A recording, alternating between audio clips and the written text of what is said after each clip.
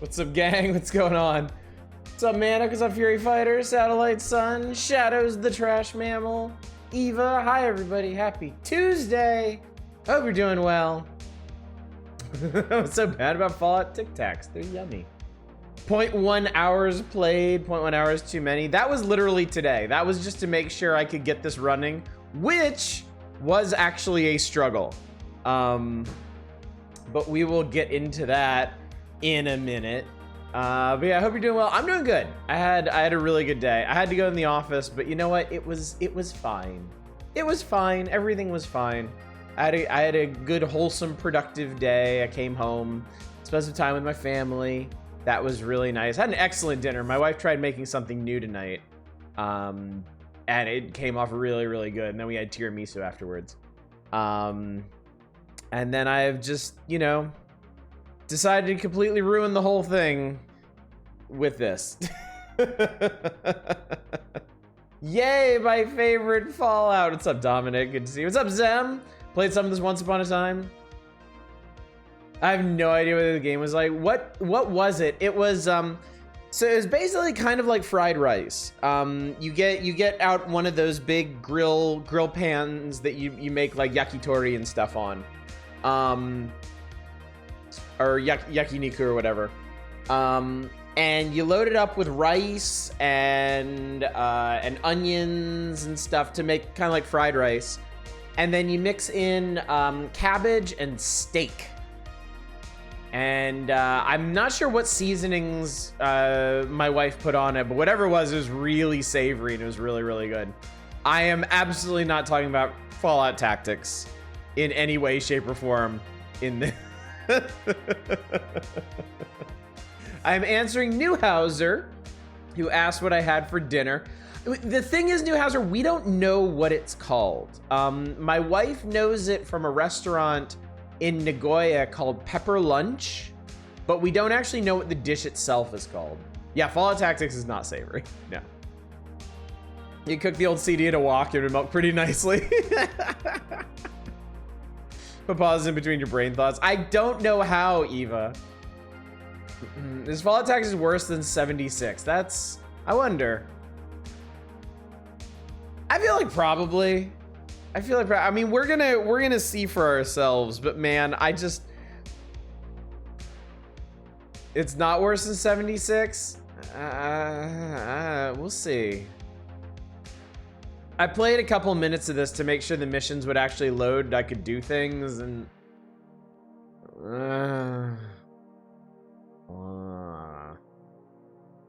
Did you play 76 at launch? I mean, launch 76 and modern 76 are two entirely different games.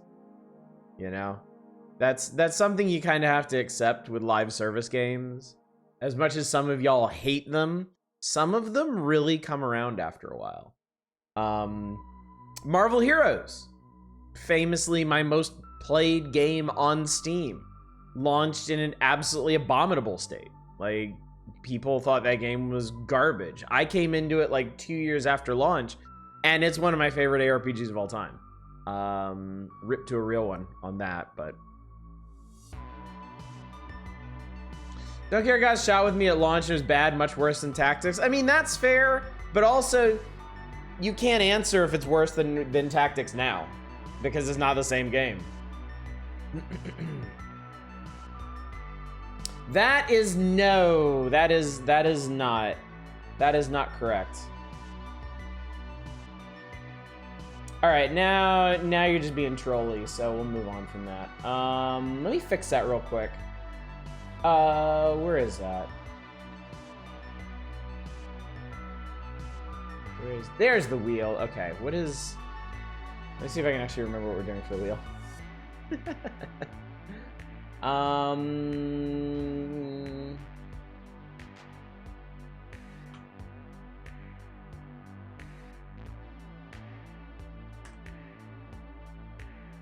There we go, that works.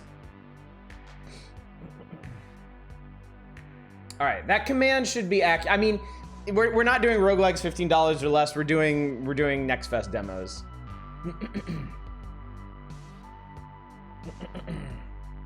Twitch being weird for anyone else. Any stream I open up after refresh the page or pause and unpause for the video feed to actually load. I don't know. Hi, 2Hit. It's good to see you. Oh, you're hoping the bot would have a link so you could pick. Oh, okay. Well, Satellite Sun's got you covered at least. That would have been smart if I had put that on there, wouldn't it have? Also, good evening, Sacrificial Toes. Good evening, Arcane Tradition. Good to see you. Start playing the Excavation of Hobbs Barrow. Let me know what you think about that one. I remember we played the demo of that one, and I wasn't super impressed with the demo. But the game as a whole really has me interested. So, and I know Dama played it and seemed to like it.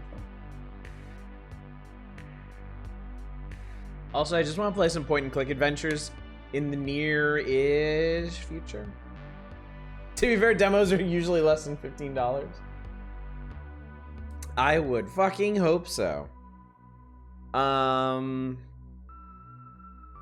But yeah. I sort of seen a Japanese program about that dish, or at least discussed it. Now I'm on a mission. All right, Newhouser, if you figure out what it's called, let me know, because I'm sure my wife would like to know as well. Just watched an hour-long analysis of Signalis. Wow. Okay. You have to be in the office, interact with your wife and kids. You should have it done. Busy enough. I totally forget what's on the bot. Is my thing. Like I feel like I was fortunate to remember to change like the timed reminder on the bot to be about voting, and I literally did that in like 5 minutes before we started last night's stream. What the fuck? Watch Nitro Rad's video on Signalis. It looks really cool. Some of these bot quotes are gonna be absolutely horrifying in a couple of years. Like I can kind of imagine the context of that one, but like in a year or two, I'm totally gonna forget and I'm gonna be like, what did I do? I'm gonna admit I don't really play that many live services. I don't have the patience for a game that expects to be a lifestyle. I don't either. It's why I don't play MMOs anymore. The only live service games I really play anymore are phone games. Yakimeshi? I'll have to look up what that is. I mean, just in terms of the words, it's just literally like fried food. So that could be a lot of things. Or grilled food, I guess. Okay, I remember that. Fried rice with cabbage made on a teppanyaki cousin to yakisoba. I don't know how much of a defining factor the steak was. But that's definitely in the ballpark. Do you have a quote for Laura? I don't know.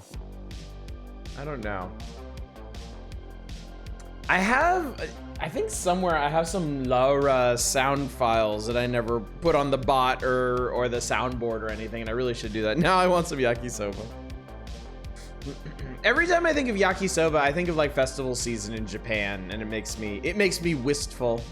It's one of my favorite things in the world is just going to any kind of Japanese festival and getting festival food and wandering around, watching the fireworks and stuff. I loved that so much when I was living there.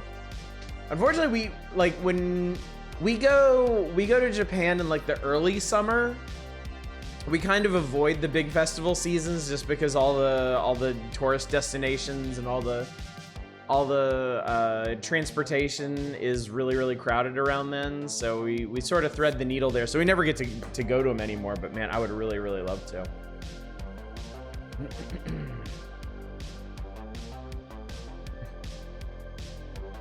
But yeah, to go back to what Shadows was saying, yeah, I couldn't. Every once in a while, I'll try playing a game that has like a live service element to it, and like, I don't hate the idea. Like, I get it. There are definitely people who get really attached to specific. I mean, I get really attached to my dumb phone games, so I certainly understand that angle. And if I'm really into a game, it's nice to have like ever-changing content and updates, and it's cool to see the game evolve and all that. But in general, I just don't have time to keep up with them, is the thing. I can do the phone game ones because I can pick it up and like push buttons for like 5 or 10 minutes and be good for the day, you know? But game, like when I was playing Warhammer 40k Inquisitor Martyr, that's a live service game. They have seasons for of different content, and I started playing at the end of one season, and I started up a new one, and it was cool, but man, I couldn't keep up with it. Same reason I pieced out of Path of Exile. I think Path of Exile is a really, really, really cool game, but I just couldn't keep up with everything that was going on in it.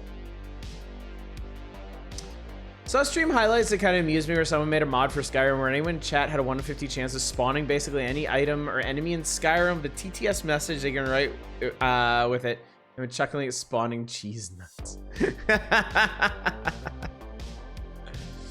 And I probably don't want to stream long point and clicks. The Longest Journey is so good. We may end up doing that. It's weird and old, and I mean, long games are certainly a possibility around here. I mean, look, okay. Our current voting options, Dark Souls is a very long game, even though I know it pretty well. We would be on that for a while. Link's Awakening, at least according to how long to beat, is longer than I remember. Thief Deadly Shadows is not a small game. I think Thief Deadly Shadows is about the size of the first game. Shiren, Estatica, I think is pretty short. I think Estatica is like a 2 or 3 night game. No idea on Shiren. And RimWorld is just kind of like open-ended. We would just be on that until we're not. So, what's up, PM Collector Boy? Fallout Turdix. Rice cooker has a recipe for yakimeshi that includes cube sirloin. That could be it. That might be it. Games quickly shift from compulsion to chore. Yeah, they can shift at the drop of a hat. So, friend has been playing Warframe since they can remember. Maybe a little after launch. Still plays too. I really liked Warframe when I played it. I think I gave up on that one because it took so long to craft new stuff, to get new suits. And like waiting days for a new piece of equipment in a game where the action is that fast paced and there's so much stuff to do just really didn't sit right with me. So zonked out on Warhammer 40k Darktide. I was with Vermintide 2 for a good long while. Vermintide 2 was more I ran up against the difficulty curve. Those online co-op FPS games have this problem. I have this problem with them where I really enjoy them and I level up my character and I gather equipment and I make builds and I'm really enjoying myself until I hit the highest difficulty. And then I just hate playing it. Like, I instantly hate playing it. Because all of a sudden, everything I enjoyed about the game just goes out the window, and it becomes about like optimally managing, like micromanaging every moment of the experience, and I just can't do it anymore. That happened to me with Payday 2. That happened to me with Vermintide 2. I really enjoy those games, but I can't stick with them. Once it gets to the point where I need to be at the highest difficulty level for progression or whatever, I can't do it. I think Longest Journey needs some tinkering to get run properly on modern machines. Wouldn't surprise me. RimWorld is a lifestyle. I'm kind of grumpy right now because I really want to be playing RimWorld and I just don't have time. Like during my day, during the work day, I watch videos about people's RimWorld challenges and different colonies they've made and different stuff they've done. And I see all the stuff that I really want to try, and then I just have no time to actually play it. It's like, ugh. Streamer tends to do one of the few variants of crowd control I really enjoy, with taking the basic idea and doing funnier ideas with it, like that or playing games. But the way to get effects to happen is tricking the streamer into saying certain words. Oh, I think you mentioned them before, Shadows. That does sound like a good way to do it. I've only seen a little bit of crowd control, and I generally don't like it because it seems like it just makes the game unplayable. But I think if it's like lighter, goofier stuff, it would work a lot better for me.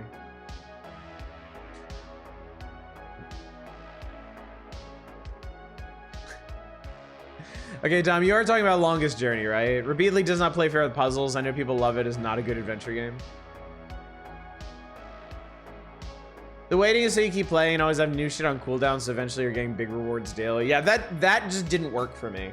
Which is ironic because I'll spend like 3 months in my dumb Star Wars phone game grinding up one character so I can actually use them, and then end up shelving them as soon as the new meta team comes out.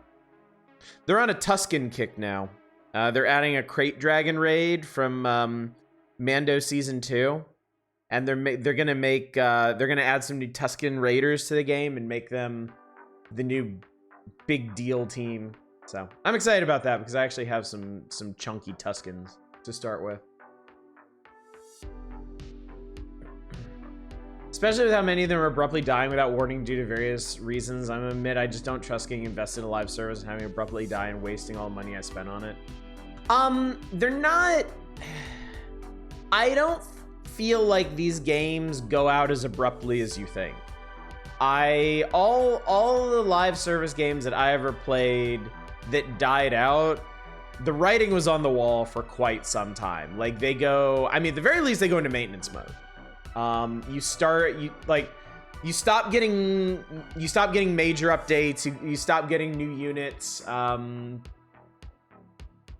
you stop getting like store updates and balance patches and stuff, and then for a while it's just on maintenance and you kind of know what's happening. So, but once you hit that point, I mean, most people are kind of out on it anyway.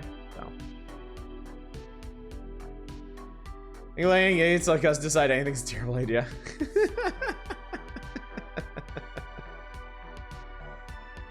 I remember I was playing Night in the Woods, but did we finish? Oh yes, we finished it. Oh yeah, I was not about to let Night in the Woods go unfinished. I love that game. It's fantastic. Could be bulgogi style fried rice. I don't think so. I don't think that was it. Newhouser, our Dominic seems to think it was something called yakimeshi.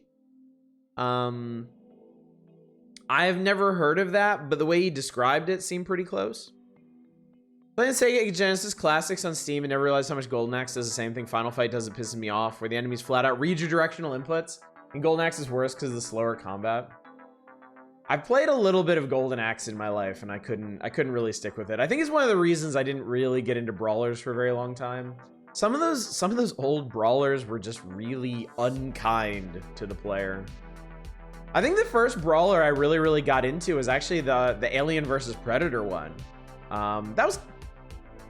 Was that Capcom or Konami? I can't remember, but I loved it. I actually beat it in the arcade. I threw enough money at it in the arcade to actually beat it. It's Capcom? Okay. Him never actually playing the game seriously, instead doing dumb challenges like driving around the GTA 5 map in a giant circle and driving off the boardwalk while the speech thing is active. That's funny. Been a small torrent of live service games shut down without the maintenance period recently. Yeah, I saw that list. I guess all of those going out at once might be unusual. I don't know. I work in the industry is the thing. So like we know what's coming and we know what's going, and I know how regularly these games cycle, you know? You don't see a lot of them because the market is just absolutely flooded with them, and you don't hear, especially in mobile, you don't hear about a lot of them other than like Raid Shadow Legends and shit like that. But yeah, live service mobile games are constantly getting churned. Because most games take a shotgun approach to it. They queue up like a dozen of them. They launch them all in like a 12-month period. They pray for just one of them to hit it big and rake in the bucks, and then the rest of them get shuttered in a year or less. And lather, rinse, repeat.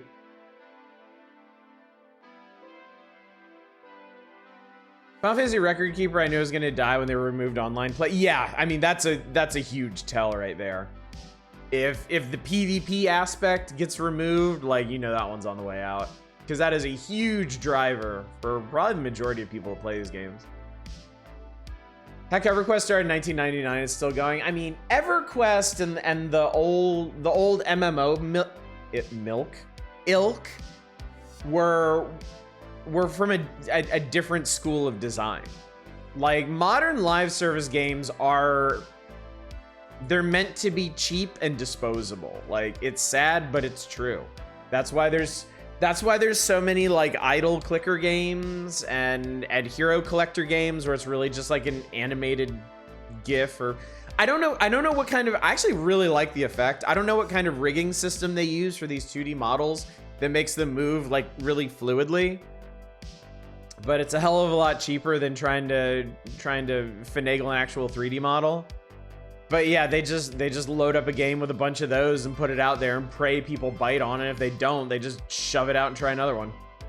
Live 2Ds, that's what's called? Okay. I've heard that name, I just didn't connect it.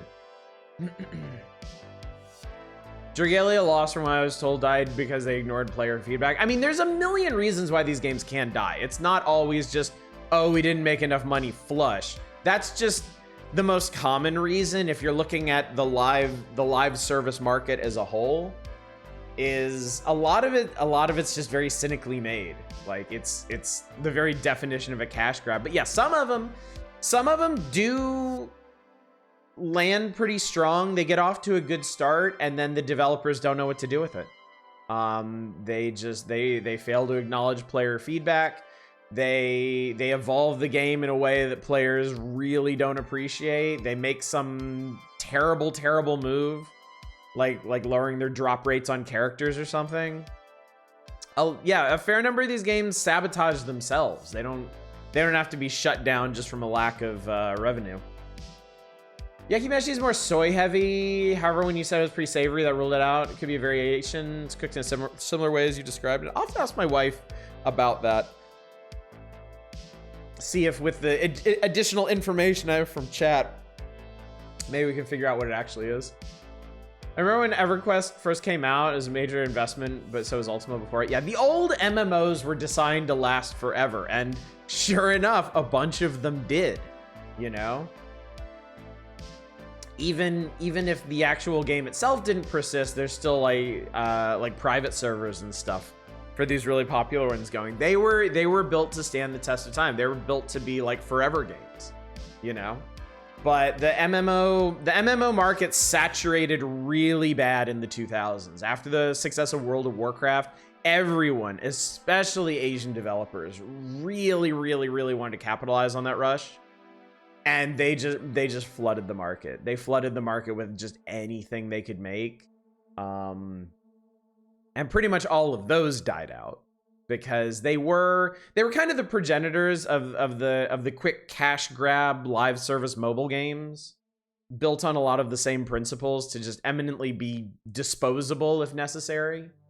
Not a whole lot of upfront investment, but certainly they had potential to expand if they did well. What's up, Chaos? Good to see you.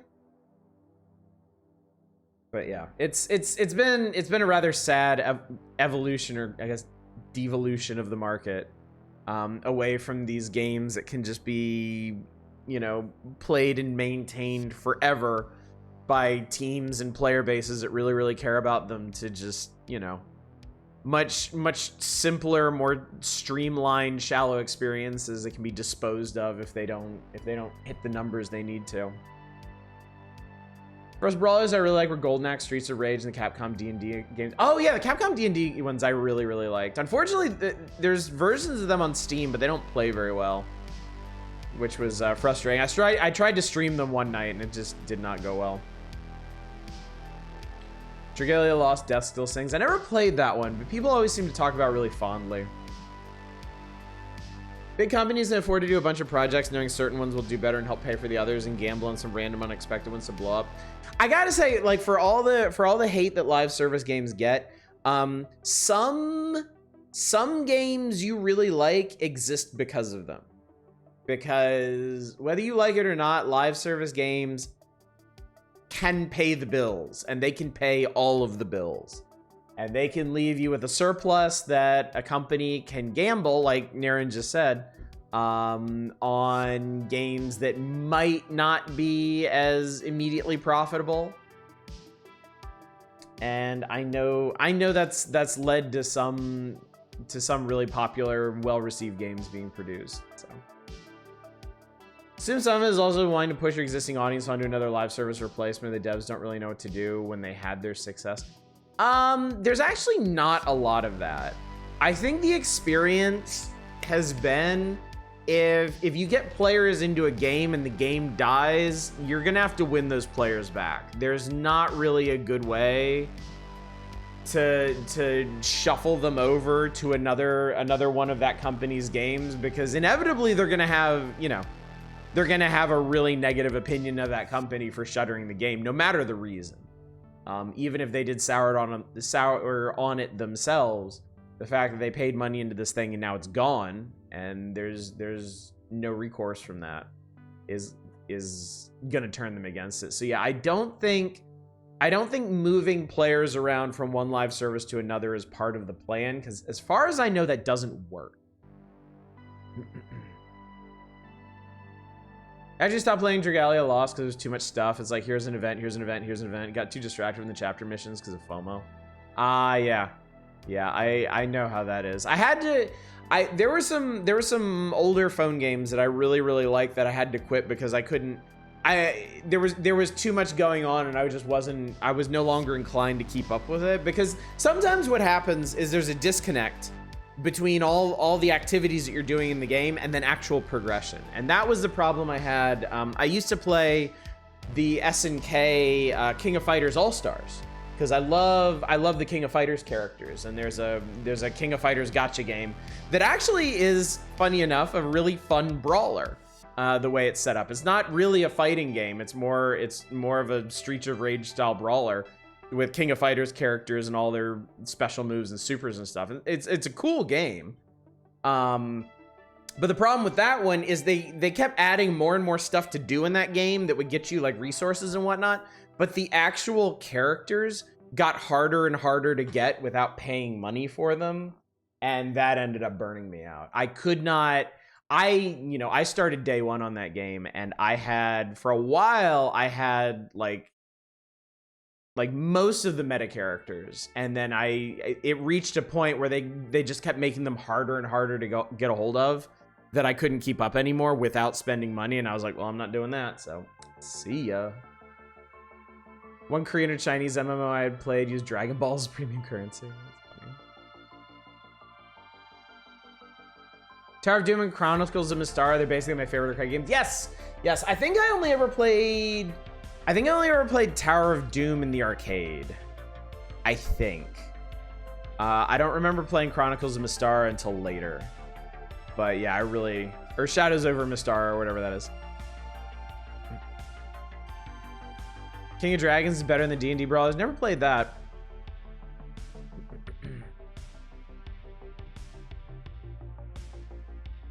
What was that? Oh, RuneScape? Yeah, I don't get RuneScape.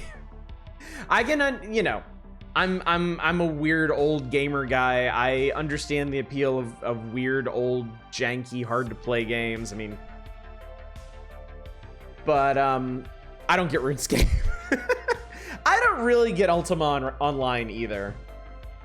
I guess I feel like that was probably something where you had to be there. I can't imagine Ultima Online picks up a whole lot of new players anymore, but I imagine there's an extremely hardcore base for that game that is just never going to leave it until the servers themselves burn down.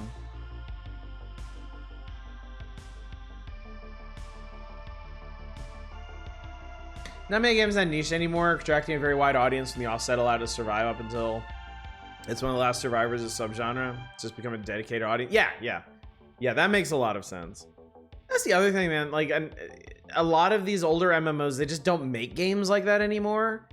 And I don't know if it's because they think that they wouldn't do well now, or if they just, like, I don't know, lost the ability or the will to do it. What's up, Tradon? We are talking about MMOs, yes.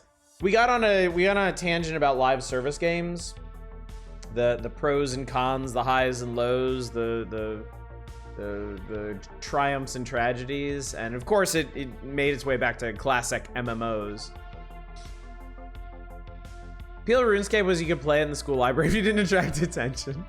That's pretty appealing, $10. I'm not gonna lie. Why hasn't D&D made pachinko tables yet? They probably have. They probably have, and you just haven't heard about them because they'd be Japanese only. And I don't think like the Japanese market doesn't really publicize their pachinko developments much outside of the country because there's not really any market for it here. It only really gets them ridiculed. See also Konami.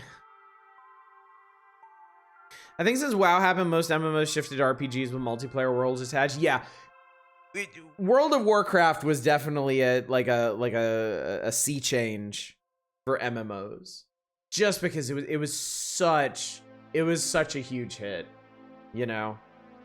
Once World of Warcraft blew up, everybody wanted to make a World of Warcraft style MMO, and I think the market for those older, more hardcore, more like crunchier MMOs like Ultima Online, Asheron's Call, Anarchy Online, Dark Age of Camelot.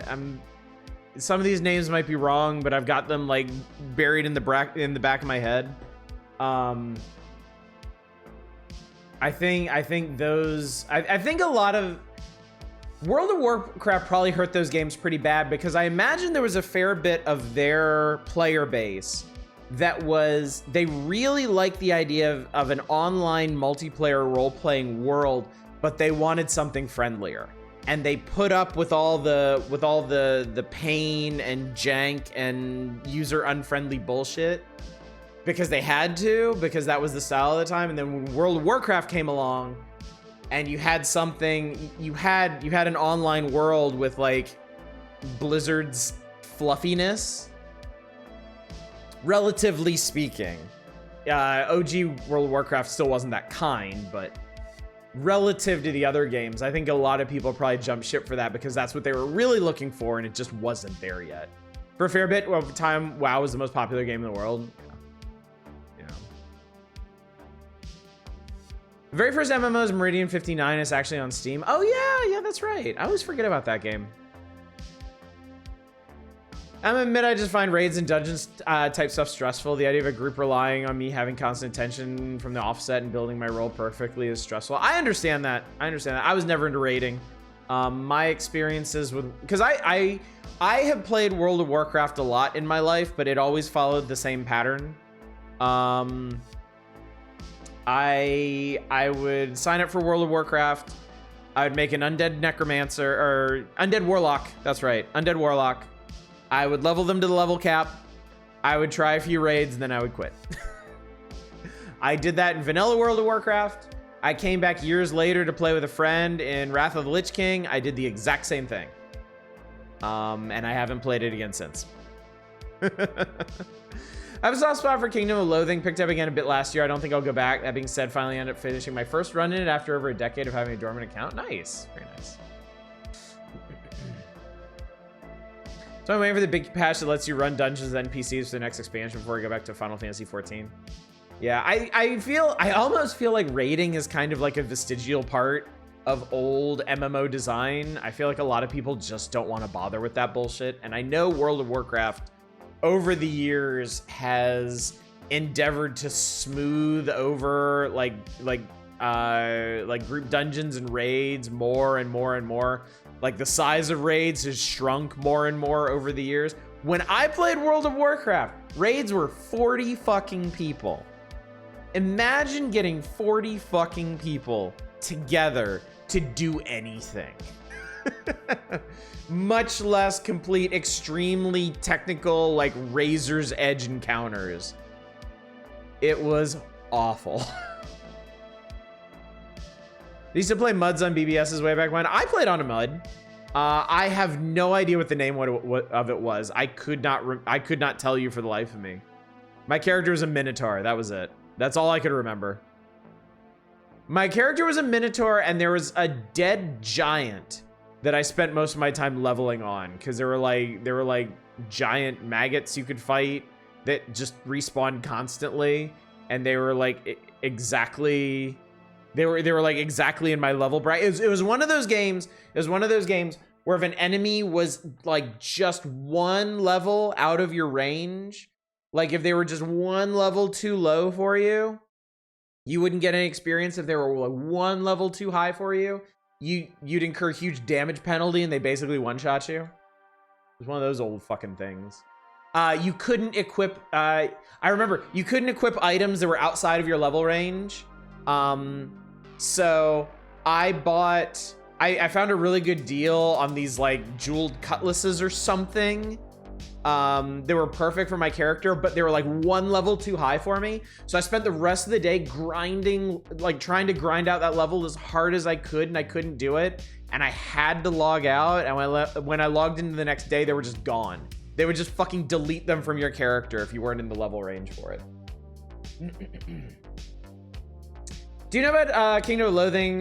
Because it's a wildly different MMO from back. Yes, I know about Kingdom of Loathing. I have played, I played West of Loathing.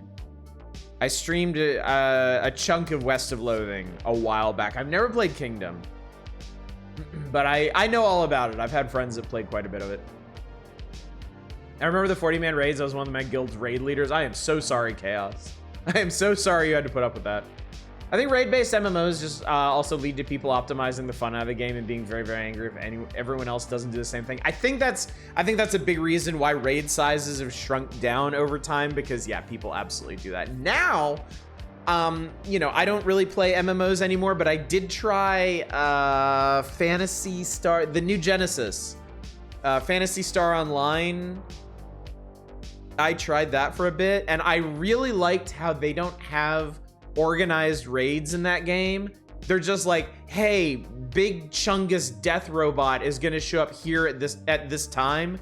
If you're at least level whatever, show up, and you just show up and everybody does as much damage as they can. Like, that's for me.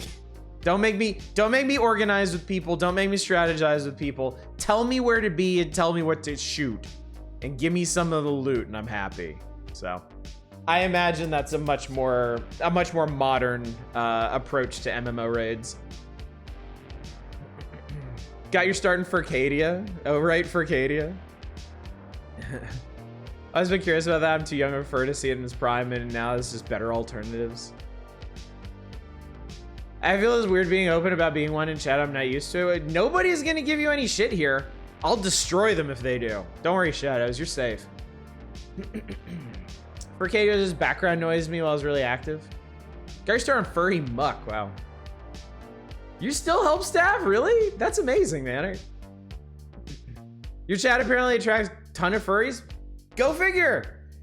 I guess when you're welcoming and accepting of everybody, everybody's gonna show up. Hi, everybody. Plenty of other things to give Shadow shit about. Oh, crap.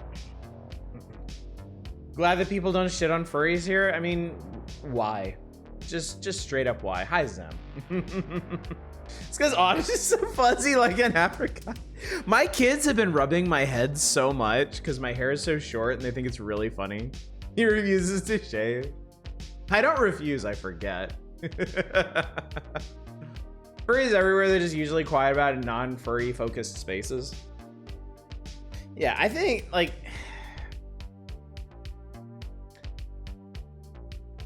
I mean, I'm originally from Something Awful, and Something Awful had for a time a really unfortunate history with furries.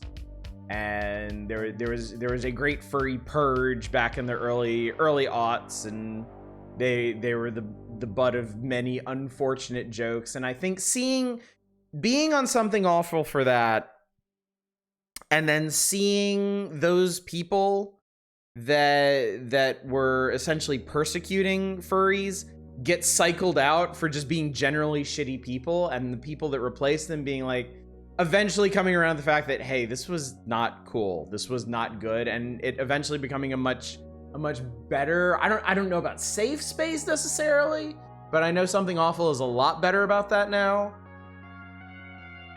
Helped shape my thinking a bit. Helped me come around to the idea that there's really no reason to give people shit about anything like that. Only group we shit on are Rob and George. I just grew up around Space Jam. He gets it. Actually, that's pretty fair too. Don't identify as a furry myself. I love all kinds of art. I'm a big collector. Yeah, a lot of furry art is amazing. Like there are a lot of really creative character designs and such out there. Came around in furries around the time it turned out the Juggalos were allies. Yeah, that was a weird time. that was a weird time.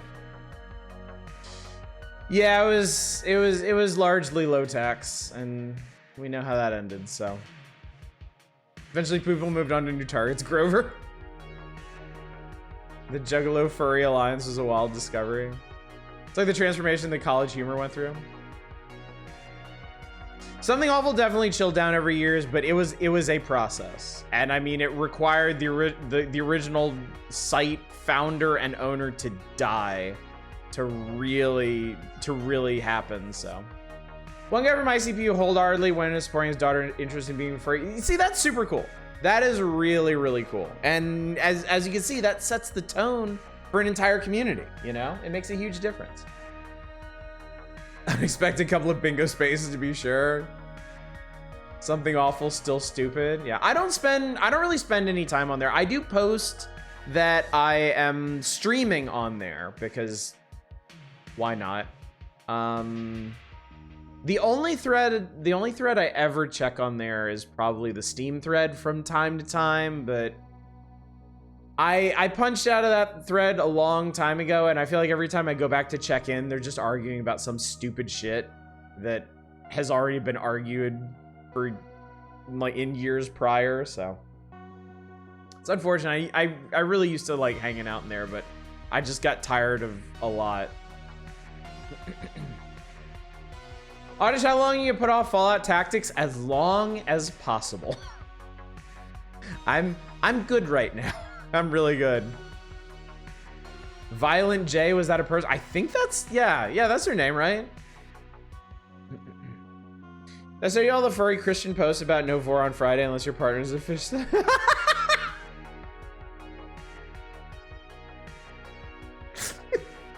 Fury, that was one hell of a post there. Argue about stupid shit? Welcome to the internet. Yeah, I know, right?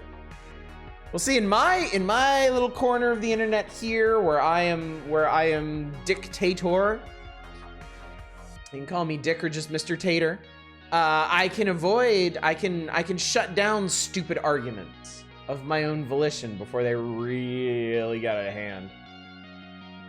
Wrestling subforum, horror thread, Magic the Gathering thread are about it for you. Something Awful is a Dune shit posting thread, and by God, it gives me life. I might come back around to it sometimes, because there were some really... I think there are some threads, like there's like a Star Trek shit posting thread that's lived in GVS for like a decade at this point. With just like probably hundreds of thousands of posts in at this point. And I remember really enjoying just scrolling through that. Violent J and Shaggy 2 dope. Those are just really funny names. I want to see a fish Sona. With Dictator's precious is good to eat? I wouldn't say so. This Violent J made himself a persona and committed calmed fursuits for both him and his daughter and joined her at a fucking furry convention so they could bond with her over interests. That is, yeah, that is insanely wholesome. That is super cool. Persona 1 reminds me of my favorite Persona overall. Remains your favorite Persona all too, overall, after finishing 1, 2, and 5. ICP and the Juggalos get too much hate for as far as I've seen no reason besides just being a bit... Yeah, I mean, that... I feel like that hate, that particular brand of hate, hails from the same era that like just blind Fury. Hi Fury. Blind furry hatred did, where in the earlier days of the internet, it was a lot easier to just hate on and shit on specific groups just because you thought they were different. And obviously some of that still persists, and the pushback against it is an ongoing process. But yeah, I feel like that was, you know, I feel like the old internet was like a bit more, was like more cliquish, if that makes sense. People with similar interests would come together and then just start in-jokes and like nasty, you know, like nasty rumors and start hating on certain groups just because they felt like it. These days, it's more... I feel like there's a difference between being cliquish and being compartmentalized. Like, I feel like these days, the internet is so wide and so huge that a lot more of the ramifications of these actions are visible, but at the same time, folks like the extreme right-wingers have compartmentalized themselves so they can just live in this hate bubble and keep bouncing those ideas back around and around and just ignore all the damage that they're actually doing. I feel like you're kind of seeing that with the Boy Wizard game right now. What's up, Tiberian Matt? I still always laugh at the fact they were classified as a gang. Oh, dude, yeah, that was insane. That was insane. Fans of this one particular like fringe musical group are suddenly a gang somehow. That was ridiculous. Say a lot of the hatred also is kind of built off queerphobia in my experience. Furries are mostly queer, and that's kind of known at this point. And like insults for furries, I think that's definitely part of it. Yeah, I think that's almost certainly a big part of it. So might be another reason why people have generally backed off of it too, because queerphobia just really isn't accepted in most parts of the internet anymore for good reason. Remember back when Nostalgia Critic hating on furries in his video is like his own silly way before he knew how shit he was. More innocent time. There's finding out groups to anonymously stomp on was a bit of an unfortunate side effect of the early internet. Yeah, it certainly was grunt fodder. It certainly was. He's getting crap for liking Friendship is Magic even right up to his final year of running, although I think the length of that show tired out the worst of it early on. Yeah, I wasn't really... The whole brony phenomenon, I have to admit, I don't remember a whole lot about how that went down, because most of it was tangential to me. I never watched the My Little Pony, technically reboot. I never watched it myself, but my daughter was really into it at like the height of its popularity. So I'd watch it with her, and yeah, it was a legit good show. I enjoyed it, but I never really touched much on the wider like brony landscape. Probably for the best. Just been unfollowing everyone I see playing the Boy Wizard game.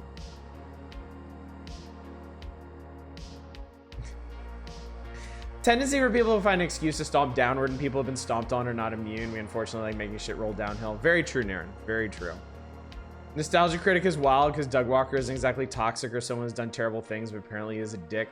I've watched a few, like I never watched Nostalgia Critic. I didn't even know about this guy until I randomly found some explainers on him on YouTube, and I started watching, and I mean that's certainly not, if you're watching something like called like The Downfall of the Nostalgia Critic or some shit like that, you're obviously not going to get the most favorable view of whoever they're talking about.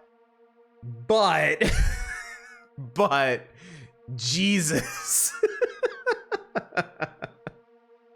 He does, like, he certainly doesn't seem like an outright bad guy, but man, just the way some people conduct themselves, the way some people handle what fame they are granted, sure is something. I love that John Delancey voices Discord, which is basically Q is right. I saw some of those episodes, and yeah, he is great in that. He is really, really great on that. Experience with bronies ended up being like other fandoms, got really evangelistic about their thing, and I have not much patience for that for a lot of things. It's fair. I really try not to let fandoms define my relationship with media. I try not to let the fan base really affect how I feel about a particular game or movie or something, but I certainly understand that it is hard. I certainly do get that. I had to watch it with my daughter. She particularly likes the music videos, which I listen to whenever we have to drive. But My Little Pony Friendship is Magic. I enjoyed it at the time. I feel like for a kid's show, it did rub me a bit weird. People tried to make this super adult shit about it in a space where kids could look up the stuff and just find. Yeah, that wasn't great, but fortunately my daughter was watching it before she really came to understand the internet, so I think she was spared a lot of that. I just got off, I got off easy in that case. I remember hearing a story about a Doug Walker at a panel at Con, same room right before him. Bad Dragon at a panel. Bad Dragon used one of their products, spread cream cheese on a bagel, and ended up leaving it there. Dub came into the room, saw bagel, cream cheese on a plate, went, oh boy, bagel, and ate it. Just a weird guy.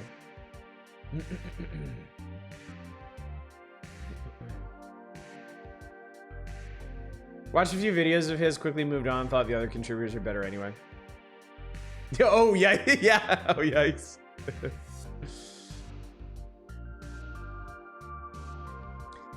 I think just because you're playing a game isn't a reason to stop following someone you like unless they feel particularly strongly about hating trans people. Okay, look, we talked about this many times here, and everyone has to make their own calculus about these things. Everybody has to make their own. There's no blanket like if you play this game you're a terrible person. Like everybody is going to interpret it their own ways, and I think what just has to be accepted. I think the one universal truth that has to be accepted is if you enjoy, if you support a particular media, you have to understand that people are going to notice that, and people may judge you differently because of that, because of their own circumstances. It means different things to different people. So I'm not going to tell you what to think about it. I'm not going to tell you how to treat it. I know how I feel about it. I am not interested in that game. I want nothing to do with that game. And personally, I'm not really interested in people that are interested in that game. That tells me something about them that I find disappointing. That's where I land on that. I avoid fandom for stuff I really like too, to be fair, because fandom is a bad habit of poisoning everything. That's true too. I don't interact much with like the One Piece fandom, for example, because I'm very content with my own personal relationship with One Piece. It's not something that I need to commiserate with others over. And I've noticed that the One Piece fandom, when I've kind of like peeked in on it, is extremely argumentative over the dumbest shit. And it's seriously like who would win, Luffy or Goku kinds of arguments. And oh my god, I'm too old for that shit. I don't have space in my life. I don't have enough life yet left to bother with arguments like that. I don't care. Shut up. Go away.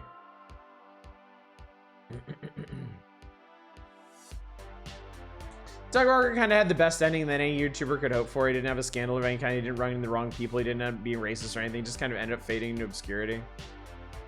The thing is, he's still going though, which is the thing that gets me. I wonder how self-aware he is. I always kind of wonder that with like YouTube celebrities in particular, is how self-aware are they of where they are and what they've accomplished. So you're all lucky I talked to you this much.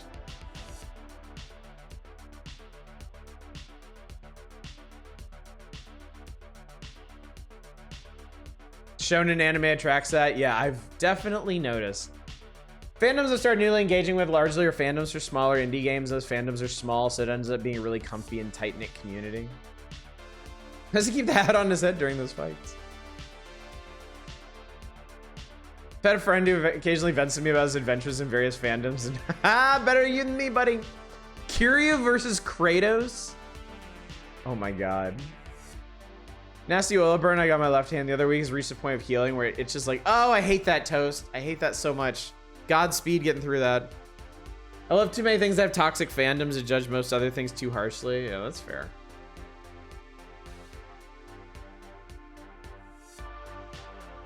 Like Stanley always said, is whoever the writer decides. Exactly.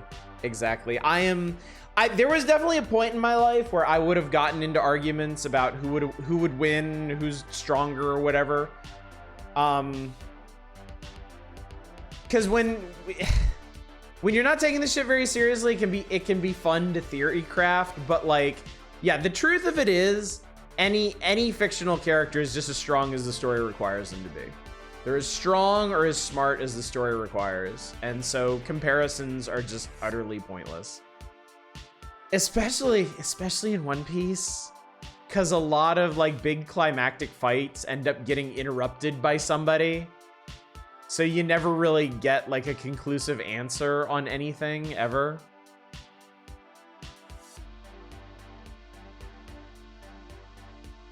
Are YouTuber Senshin in this essay? I will. Kiryu versus Kramer. Key to being a Sonic fan is understanding that all games are flawed. Flawed games can be fun and more engaging than heavily polished AAA games. That's a really healthy attitude. And I feel like that's an attitude that a lot of video game fandoms don't take. I feel like the Zelda fandom doesn't really get that. I feel like Zelda is the one where I always hear when a new Zelda comes out, there's a lot of wailing and gnashing of teeth that the newest Zelda doesn't get like a 10 out of 10 or something. That might be unfair. That might be a vocal minority, but that's always the one I think of. For instance, one fandom that's entirely accepting and understanding and doesn't have any bad people in it at all. Undertale. Vegeta gets his ass kicked nearly every single. He gets jobbed so bad. Named after vegetables, that's what he gets. Everybody's named after vegetables. Goku's name is Kakarot. Tactically avoid Fallout tactics for an hour. I'm doing good. I am doing really good tonight. I'm proud of myself. There's a webcomic I read way back when at the time I thought it was absolutely brilliant. Reading back through it recently, it came across much more as the author being a dickwad who was convinced with how smart he thought he was. Yeah, I remember some stuff like that in the webcomic community where like when you're young and you're not thinking real deeply about the media you're consuming, a lot of really mean-spirited stuff or like really arrogant stuff just comes across. He's so funny, he's so witty. But yeah, you go back and you read it again with clear eyes and it's just like, oh shit. Alright, come on, I want to see if my fond memories of playing this game are totally unfounded. All right, we'll start in a minute. Jeez, I demand terrible God damn it. What's with all the chat? You're so needy. God. I want video games. I want you to play the video game you promised you were gonna play. Yeah. You take and you take and you take, chat. What about me? What about my needs? Bulma isn't she named after her underwear? Her whole family is too, and it's great. I love it. And let's talk about bra. Yes, let's talk about bra. Humans are named after clothing. No, there was the one girl in Dragon Ball named Lunch.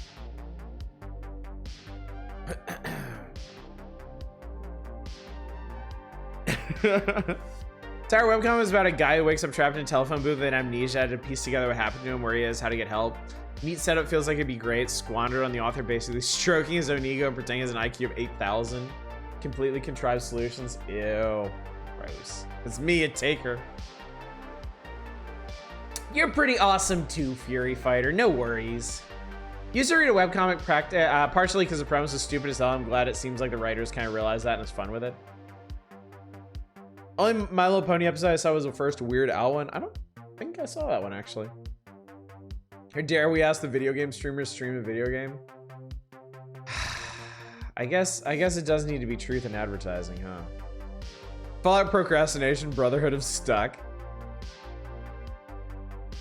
Okay, all right. You know what? Let's do it. It's been long enough. We're gonna play Fallout Tactics: Brotherhood of Steel. Not to be confused with Brotherhood of Steel or Fallout: Brotherhood of Steel.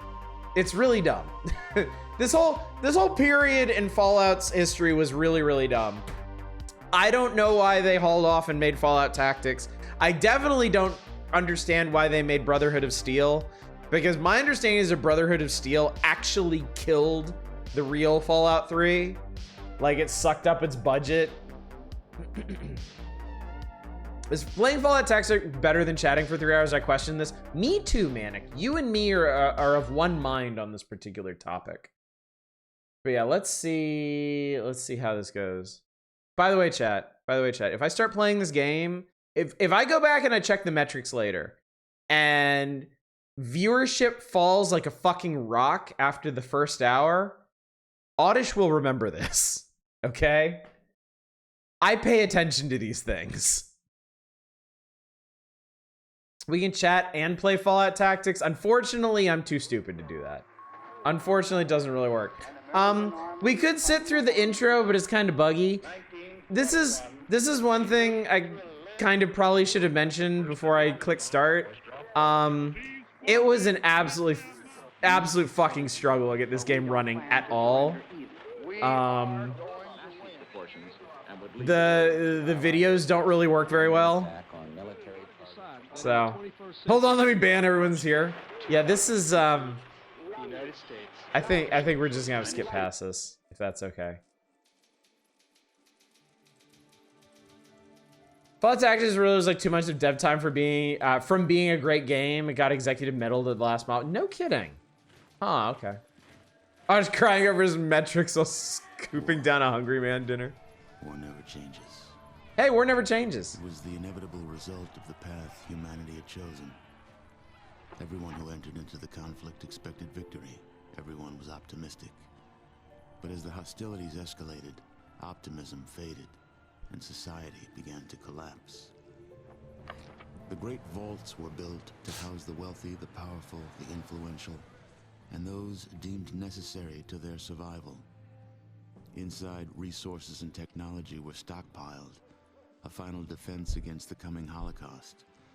With the past behind them and the present destroyed, they looked to the future. The sturdy Vault Zero was Chat, to be the stop. nucleus of the Vault network. Chat, Housing the stop. greatest leaders, artists, and scientists. The inhabitants of Vault Zero were to reunite the vaults and lead the people to a new life. How is it called bullshit? A hungry man and a pound of anything, let alone food. The world would be a harsh one. Yeah, Ron Perlman is the Fallout narrator.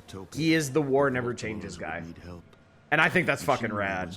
I think that's super cool. Land hardened by the ravages of war, then tempered by nuclear winter. He's not in 4? But plans were barely in place when the first missiles left the silos. Are you for real? During the destruction, communication between the vaults ceased. One of the many things wrong with 4? No kidding. Oh my god, I had no idea.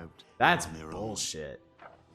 Not all vaults succumbed to the machinations That of war. is On bullshit. North America's west coast, one group of military vault dwellers North emerged 76. almost Well, I wouldn't expect him in unscathed. 76 if he's not in They 4. surveyed the wasteland and squared their shoulders for the task ahead. The main character These says War Never dedicated Changes line. survivors salvaged the technology from the vaults. Sacrilege. It was studied, replicated, and fiercely guarded. For they knew that while their power came from numbers, their future lay in scientific knowledge. In time, they formed the Brotherhood of Steel. The Brotherhood used their knowledge to drive back the atrocities of the wasteland. Fucking execute some Proclaiming people. themselves the technological saviors of mankind. They scoured the land in search of more technology. This looks like raiding this mutant looks like camps, old abandoned Metzen art tunnels, from like and Blizzard broken remains games. of other vaults. Like I feel like I would find this in like a if they made like a StarCraft ARPG, I would have seen this in like the instruction booklet or something. With their need for new blood versus their code of technological secrecy. See my Outer Worlds thing? I had to step away. No, I didn't, Fury Fighter. What's up? Finally, the elders ruled against sharing the technology with outsiders, convinced that they would endure as they had before. If when you play Outer Worlds, when you interact with characters for talking, I want to test the theory. I think they tried to fluidly mimic Fallout 1 and 2's talking. Really? Okay. Super mutants, the foot soldiers of a conquered army. We made him start the forced into a game. retreat I across the I mountains. had no choice in this matter. I stalled as long as I could. Constructed airships and dispatched the minority to track down. This is a lot of the fucking narration too. remaining super mutant threat. But disaster struck while crossing the Great Mountains. A great storm gripped the main airship and flung it far from its course. I think. The mighty ship was badly damaged. Okay, I think the takeaway here is Brotherhood of Steel To be exists. seen again. They had an Many airship of the that they sent expedition's leaders were somewhere. lost to the winds. The It was fraction of lost in a the crew that still storm, survived and I guess this struggled to is keep their who ship we're gonna be playing aloft as. before finally crashing on the outskirts of a once thriving metropolis. A city once called You know. Chicago. Oh, Chicago. Okay. Broken, scattered, and scarred, They took stock of the situation and once again squared their shoulders to the task ahead. Coincidentally, this is also Much to how offer the Arcanum surrounding starts. villages. They traded advanced medicines in exchange for food and labor. That's some fucked up They traded armor. protection from bandits in exchange for new recruits. Why would Lord British In do all time, this? Their ranks began to swell. Separated by distance and ideology from the main Brotherhood forces, the minority was free to forge a new Brotherhood of Steel, one that reflected the ideals they had strived for all along. A new brotherhood, However, okay. One's future in the wasteland is never certain, for an old power has awakened, also bent on making this land You would help its own. help subtitles. I'll see if this game has them. I don't think It's so. about to change. Fallout Tactics did not get the same patch support that Fallout 1 and 2 did for obvious reasons.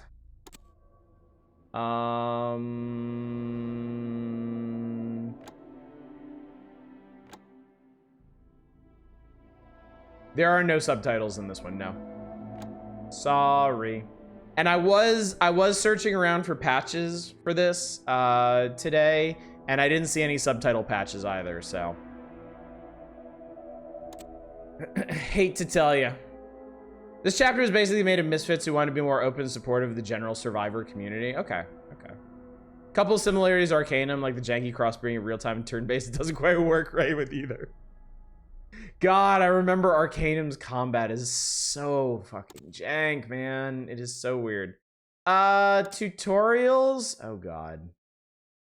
Oh, God. Oh, I should probably do the tutorials because I don't know how to play this game. I played the demo of this game like 30 years ago or something. Well, I guess it wouldn't have been 30 years ago. It would have been, when was this? When was this? 2001 or something? When this fucking game came out? I don't know. 20 some Recruit, attention! I am Paladin Ziskel. Here's The elders have subtitles. ordered me to mold you lizard-chasing, hut-dwelling, moon-worshipping savages into Brotherhood of Steel initiates. You are going Okay. to learn the basics of combat, followed by inventory management and other skills. First, let's talk about this miracle of technology which you are currently using, called the Pip-Boy 2000 computer. You will receive all your mission briefs and debriefs through this device, and you can use it to review any information you receive during a mission. Pay careful attention, as you will be given a lot of very useful information. Now begin the mission by left-clicking on Start Mission. Let's start this mission. Let's get started, Oh, recruit. for fuck's sake. During the mission, you can view your surroundings by using the cursor keys to scroll the viewing window. Cursor keys, okay, You can not also WASD. use your mouse to scroll the window by holding it over the border of the desired direction. That's not gonna Center work. the game window on Rex by right-clicking on his control tab. Take a look around. You will only be able to see the enemy if there is a direct line of sight between them and at least one of your squad members. Rex is carrying a submachine gun, SMG, in his left hand. This is his currently selected weapon. If you don't have a weapon in your selected hand, then you can perform hand-to-hand attacks. It might not sound like much, but nothing ever feels as good as delivering a mailed fist to some unsuspecting raider's snot box. We're going to target the dummy nearest to Rex by moving the cursor over it. When we do this, the pointer changes to a targeting cursor. Now, click Done. Target the dummy, and left-click to fire at it. All of that was to explain how you move your view around and how to shoot a dummy. That was it. 86%. To make Good job. Rex move, you must left-click on the location you want him to move to. If you hold the Shift key down when you left-click, Rex will run to that location. Now move Rex to the Training Station 2 by left-clicking on the area of floor marked 02.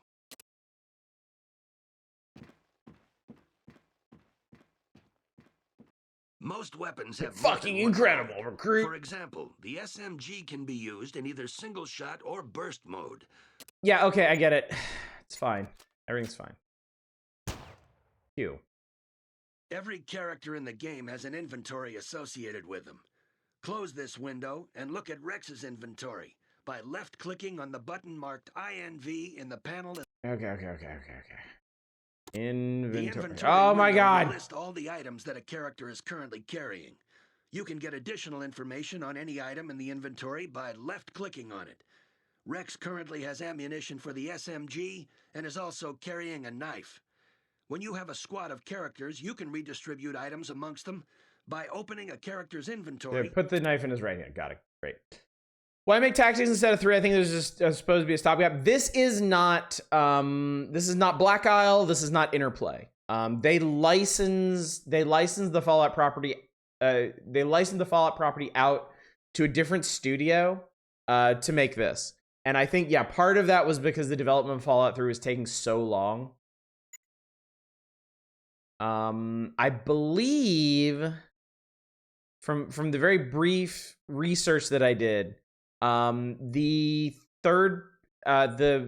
other game, the one that came after this, Brotherhood of Steel, the console action game, I believe that was Interplay.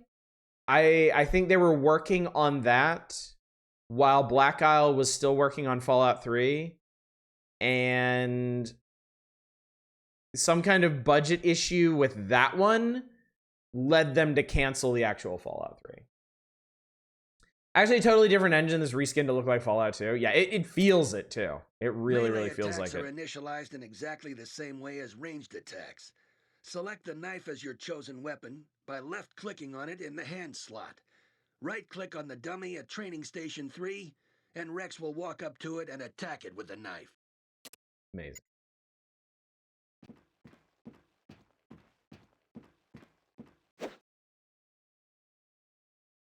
You can loot corpses to see if they contain any items of interest.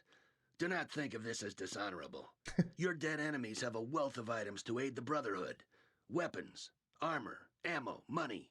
It's all out there for the taking. Isn't it literally using Dark Alliance's engine? I couldn't tell you. I don't know. I don't know anything about the Brotherhood of Steel game.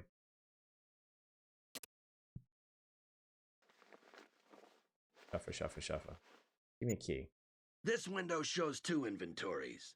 On the left side of the screen is Rex. I get it. The key you have found is one of many unbelievably useful objects littered around. Unbelievably useful. You must use it to unlock the door to the next room.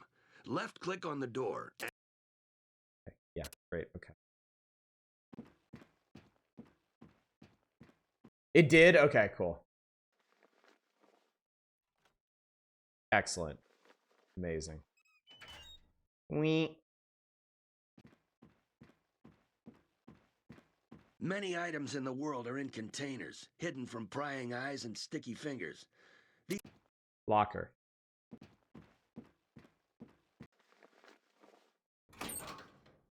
Grenades. The container object menu is God. exactly I took it all. I did it. the final type of weapon we will cover is the thrown weapon. Drag one of the hand grenades from your inventory into your right hand. Your right hand should still be your selected hand, but if not, then left-click on it. Great.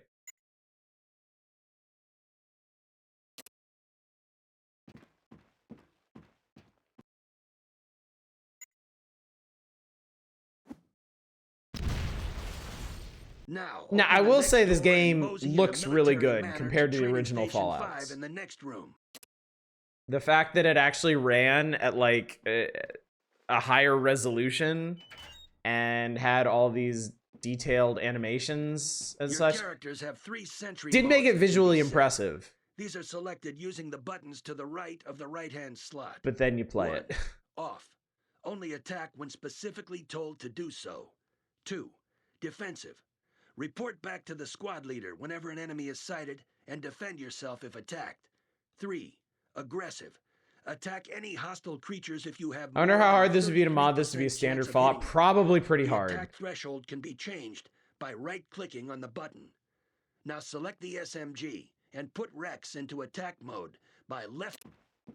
Like, I mean, for one thing, it's a completely different movement system. It's not hex-based. It's purely free roaming. So the demo for Xenonauts 2 is out. Yeah, Eva, last night, at the end of the stream, I went and raided Blue Zest, and they were playing Xenonauts 2. FaZe for that looks as frustrated as Audacious with this. You. Your characters will have a choice of 3 stances.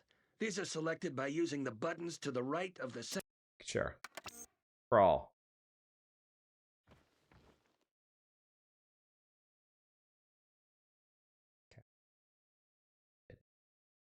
Wiki says basically This the original lesson will Fallout 3 did introduce get some of canceled the in favor of skills that focus will on be console useful games, to you including in the Fallout Brotherhood wastelands. His Steel. The next door is locked, and you do not have the key to open it.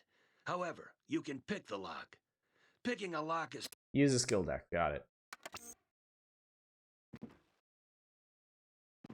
And that is really unfortunate. I mean, you know, there's no way to know how the original Fallout 3 would have turned out, but I do remember seeing previews of it in PC Gamer. Like they did a big preview article on Fallout 3, if I remember correctly. And the stuff they were talking about sounded really, really interesting. So it's a real shame we never got to see what they originally had intended. Especially, you know, seeing the huge improvement between Fallout 1 to Fallout 2. I think they were developing a lot of new content for Fallout 3.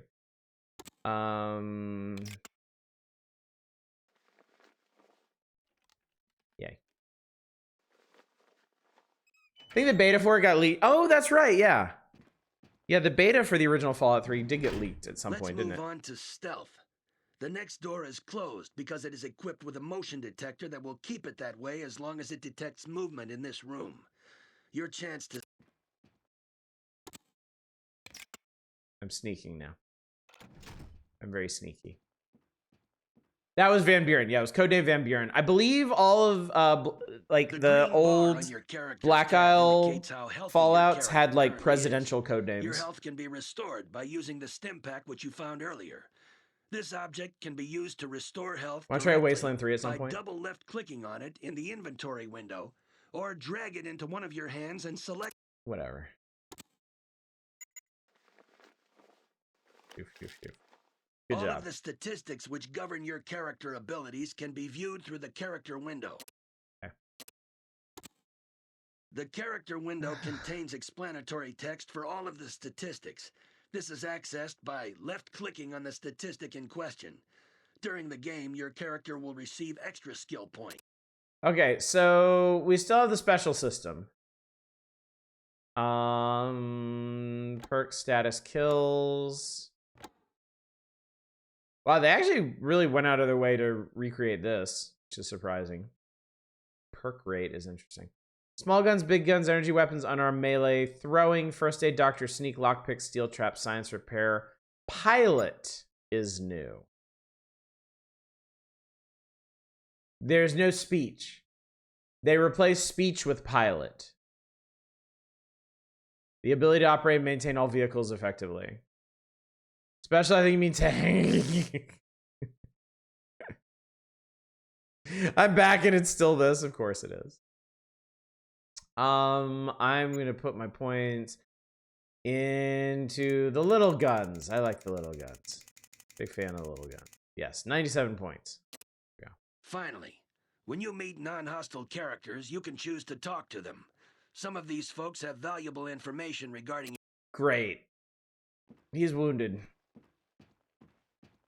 Congratulations on getting this far, my son. You have completed this tutorial. Now, walk through the last door into the adjoining room. There you will be given access to a bath and a new mission. Hey, a bath. Nice. Love it.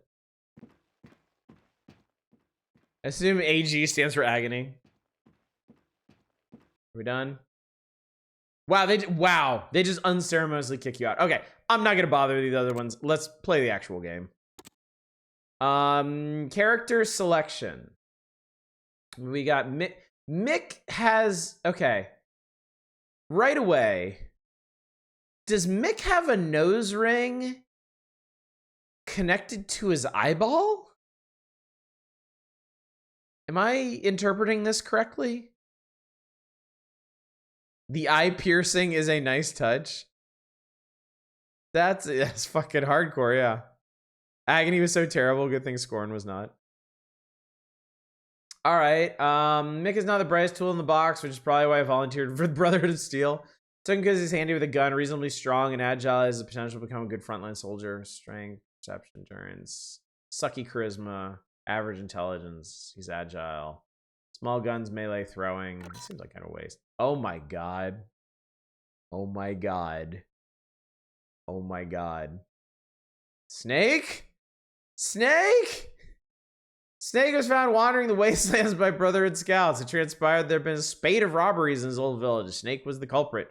He had two choices: starve to death in the wasteland or have both hands removed. Turned out he has a third choice: serve the Brotherhood of Steel. It's John Romero. Nick is obviously not the brightest tool. Who the fuck appears there? Colonel, I'm in the Chicago wasteland. This hair. Pierced eye doesn't look the same as the other one. I wonder if it's fake. Oh, yeah, I'm sure it's fake. I'm sure it's fake. Nobody just pierces their goddamn eyeball. Melee, sneak, and steal. Small frame night person. Piercings are in. Piercings are really in the Chicago post-apocalyptic area. Peter, trained under his father, was a medicine man for a small village. One day he was out of the village gathering herbs when the raiders attacked the village, wiped out the family. Now heals her brother to steal. Small guns, first aid doctor, whatever. Betty, hello. Youngest of a family of 10, she inherited her mother's good looks and steady hand, also her father's exceptional eyesight. Gifted markswoman at range, lacks the fast reactions near close quarter combat. Small guns, traps, outdoorsman. Interesting. Great perception, great charisma. Not so agile. Betty has a chin strap. Piercings seem practical. You can hang things on them. Wilma. Wilma is the oldest of a family of 10, specialized in martial arts. She's only a novice in most disciplines. Already knows 100 ways to kill a man. Coupled with an exceptionally light step, she can get in and kill when her most heavier, stronger men would fail. Unarmed, melee, and throwing. Small frame finesse. All right, so that goes back around. Chat, do you want to...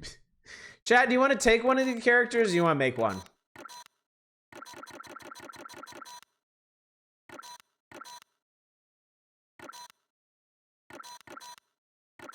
I like the sound of that button. Ba-doop, doop, ba-doop, ba-doop. Consult your coin. Well, Wilma has no piercings. Wilma does seem like she might be the most level-headed amongst them. Do we care enough to make characters? What gets out of the tutorial section faster? Let's do Wilma. I will take Wilma. Snake, that awful hair. I don't really want to do a thievy character, really. Let's do this. I pushed the button, chat. Wilma!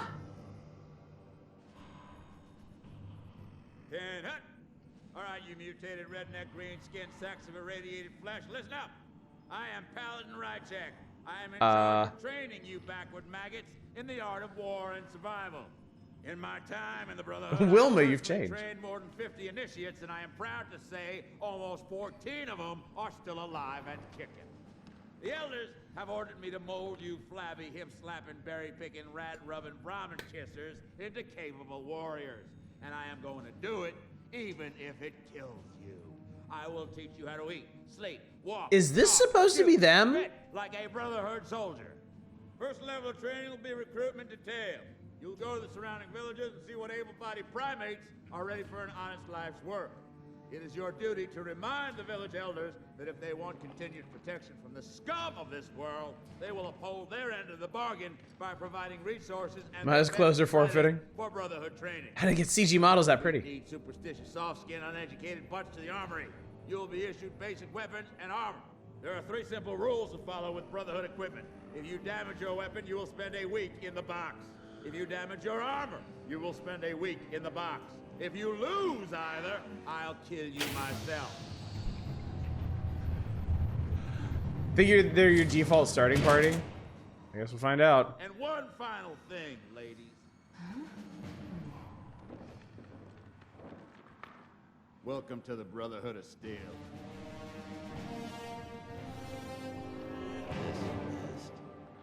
At ease, initiate. Oh, for fuck's My sake. name is General Barnaky. I will be giving you your orders before every mission. But before that, I'd like to personally welcome you aboard. Considering that the Brotherhood basic training attrition rate is 85%, you should be very kinda proud fucked of up. yourself. Now, on to business. 2 nights ago, raiders invaded the resource-rich tribal village of Brahmanwood. Their losses have been heavy, and they are now ready to accept the Brotherhood's conditions for protection. We will return their lands and rescue these primitive people in exchange for food and a portion of their older children for new recruits. We must expand our ranks to meet our objectives, which makes every village count. That's kind of fucked up. Close to our base of operations, but they have been punishing the surrounding area. Brahmanwood is one of many villages that is now occupied by raiders. The inhabitants that did not escape have been slain or imprisoned. So we're the Enclave now? Yeah, apparently. They have killed a fair amount of our brothers. Do not underestimate them. You will take your squad to Brahmanwood, locate and eliminate the leader of the group of raiders. Once he is removed, his followers will surely fall into disarray. This is the nice chapter of the You Brotherhood. will then use the Brotherhood's superior might and intellect to butcher the remaining criminals. Jesus Christ. This is a standard assault mission, so consult the map in your Pip-Boy for the latest intelligence on the area. One more thing, warrior. You must ensure that the village elder survives. He is the key to our plans for this I mean, town. this, okay. According to the local tribal This custom, doesn't, he at alone this deals with point, outsiders. at this point in the Without him, timeline, this we can doesn't have no track agreement with with the the rest of the characterization of the Brotherhood in, Smith. in Fallout 1 and 2, right? In 1, they're a very insular, secluded group, right? They were descended from a detachment of the United States military, and they just kind of kept to themselves in their bunker. I don't recall them like kidnapping people to join the ranks or anything like that. I do have a thrust attack, it's true.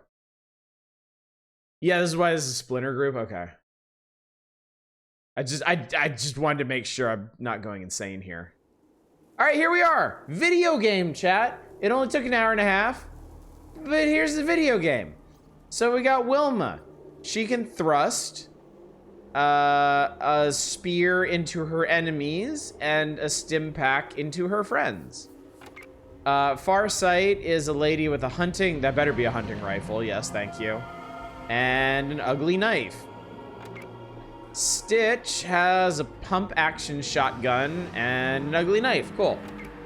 Can we stop playing this now? You wanted this, chat. You're the reason we're doing this. I was content to ramble for the entire evening. Video game, back to chat, please. Brotherhood makes more sense than the Bethesda Brotherhood of Steel. I don't even, like... I don't remember having a real good read on the Brotherhood of Steel in the Bethesda games anyway. I remember their portrayal in Fallout 3 is really weird. And their portrayal in New Vegas is kind of almost non-existent because there's just that one bunker and there's not like a ton going on there either. Greetings to the Brotherhood of Steel. You are speaking with Charon, elder and tribal father to Brahmanwood. We know this voice actor, don't we? Arrived none too soon. Our village has fallen to He sounds like ruins somebody in from the Legacy of Kain. darkness. Some of my people escaped death or bondage by fleeing into the wasteland, but without tools and shelter. Good lord. This must be the doing of the Brahmin Michael god of Bell. fate. With the bandits we trade away our present. In the Brotherhood we trade away our future. Ah, very well, Initiate. I fully agree to your terms, but I fear this decision will haunt me till I reach the eternal grazing field in the heavens. Our villages are being held prisoner in the camp. Save them, and you will have more people to aid your cause. Lose them, and you will be cutting Brahmin. This is Raziel? Characterization, Bethesda Fallout as a power armors are rad. End of characterization. Do not switch. Whatever it does, I can't do it. Well, wait, maybe if I get out of this. I mean, it says do not switch off and I can't, so, I mean, that's pretty much that, isn't it? All right, let's get everybody together and let's move around. We tribals know like raiders. They bad people. Amazing. They killed my whole family. Well, that sucks. Anyway.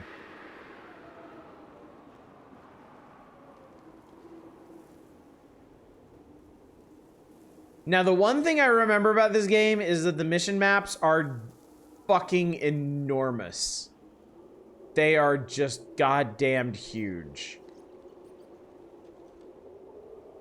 And missions could take a really, really long time in this. Like, I remember the demo mission that I played. I'm not sure I ever even finished it. It was just really long. All right, those look like raiders over there. Rock and roll! All right, get him.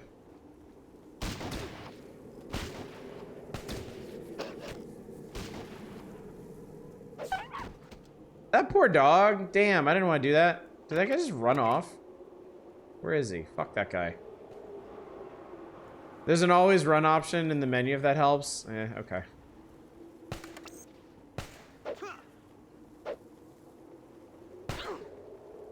Well, don't just let him stab. Okay, wow. Okay. Don't just let him stab you in the face either.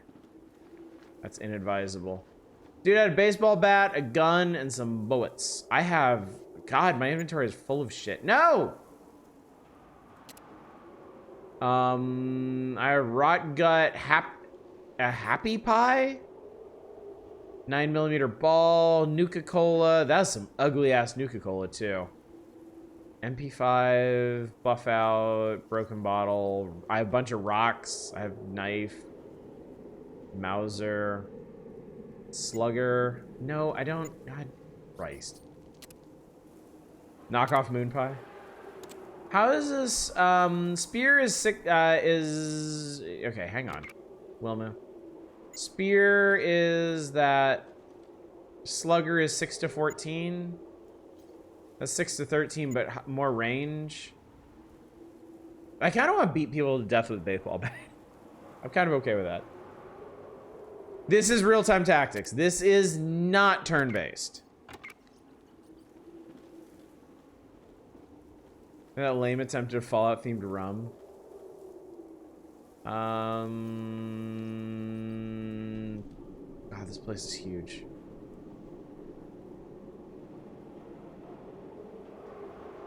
I guess this maybe go around. That's a beautiful bottle design they gave out for 76. Oh, the one where people thought it was going to be like some fancy custom-made bottle, and it ended up being like just like a plastic case over it or some shit. That's it. Lay down so I can beat the shit out of you.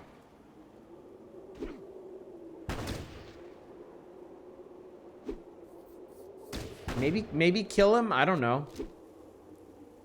Okay. Y'all might want to like move up. I think he's unconscious. Well, he's blind now. Oh, there he goes. Okay.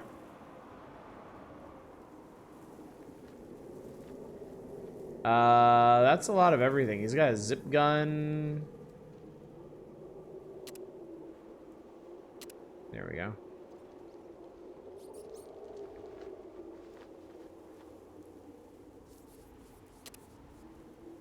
There is absolutely a turn-based mode.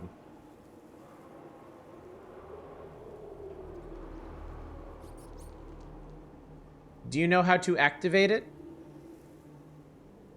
In the options?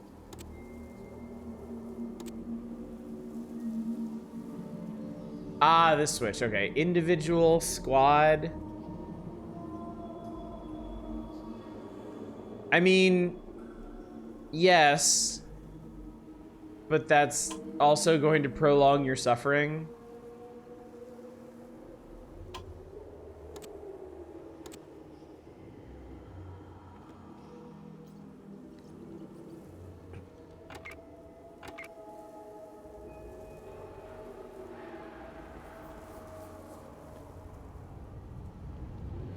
Oh wait, no, I should go in here because there's...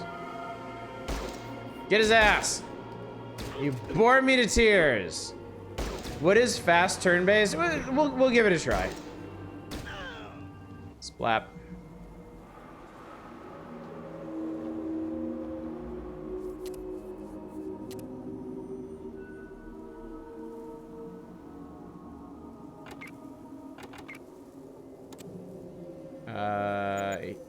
Here. Okay. much better. Dude, you have 10 of these? Jesus. Alright.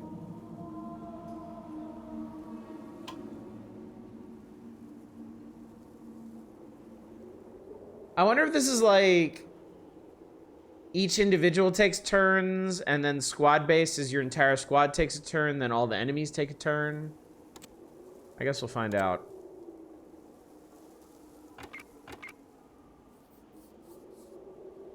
Individual is better? Okay.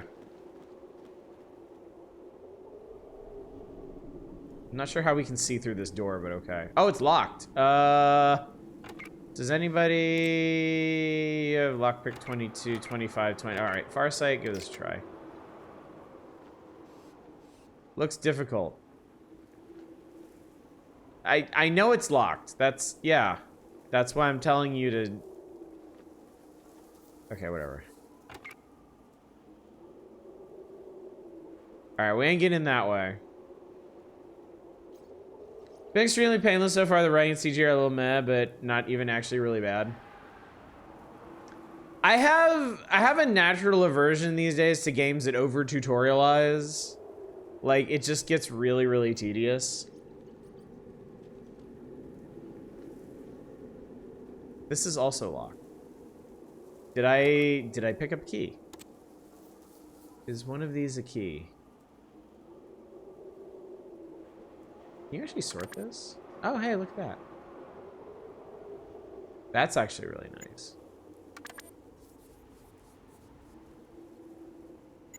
But no, I don't have a key. Play Jack of Lions 2. It doesn't tell you shit.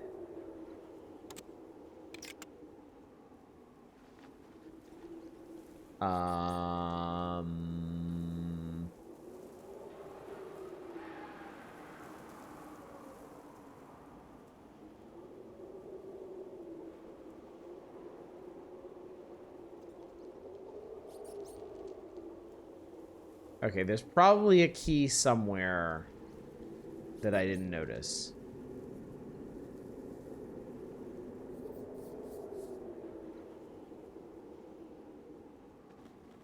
Right?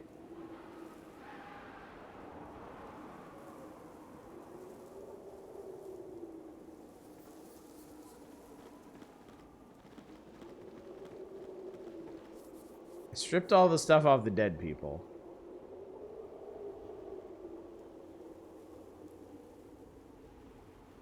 Is there like somebody down here or something?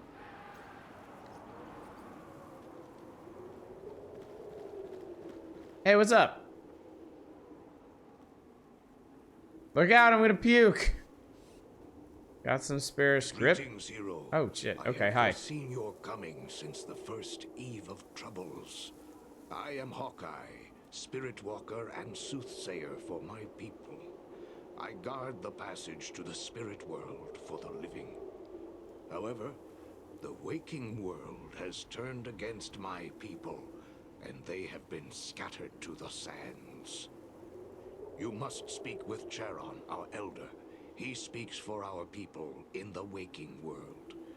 I guard the secrets of the Sunless Lands.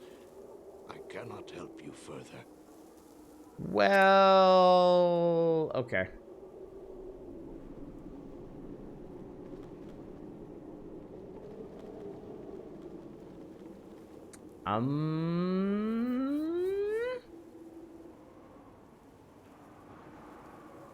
There's a chest in that little building. Okay.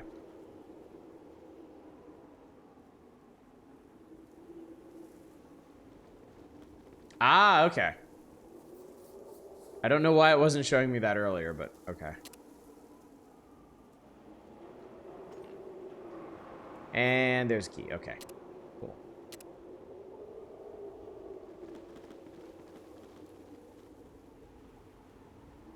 Is this open now? There we go. Okay.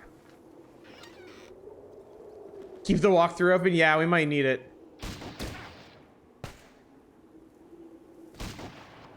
My spleen! Oh. Oh, that's right. We put it on turn-based. That's, okay.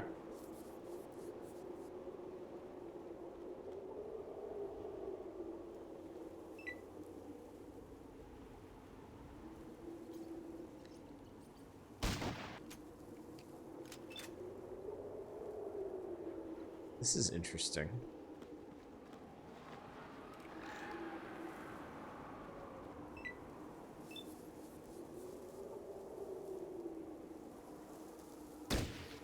You do not have a good chance to hit this guy. But you did, and that's cool.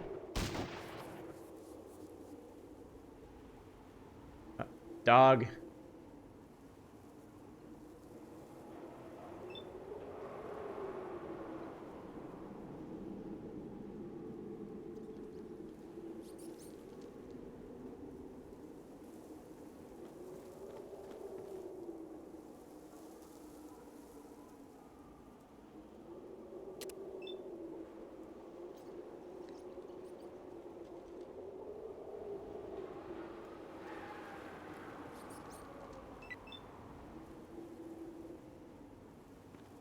Take a few more steps toward this guy. Can you actually hit him better?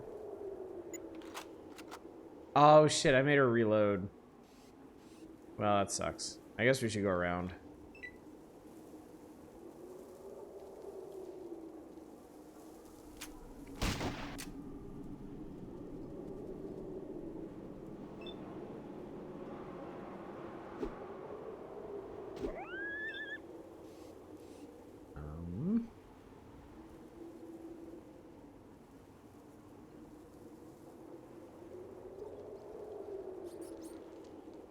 Okay.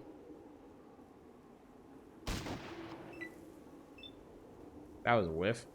Is this an actual... No, I can't. No, no, no, no, no. Fuck. I didn't want you to do that. Quit biting me.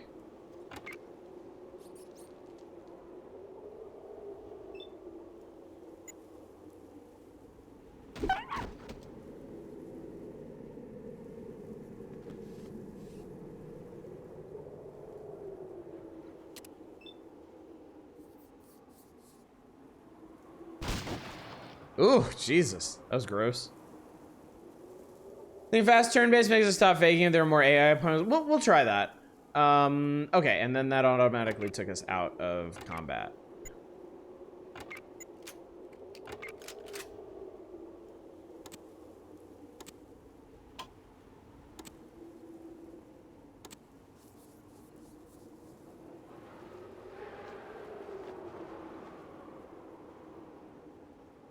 Maybe I should have somebody who needs bullets doing this. Because I forget what kind of bullets she needs. That kind, in fact. Or, no, it's probably actually 760. It's 762, isn't it? Well, that's fine. Wilma doesn't need to carry everything herself.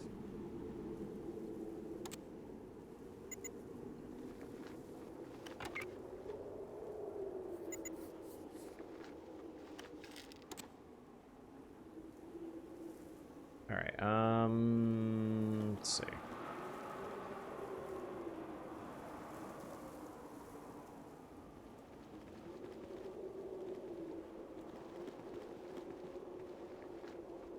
The shelf, it's got voodoo and what is, I'm sorry, what?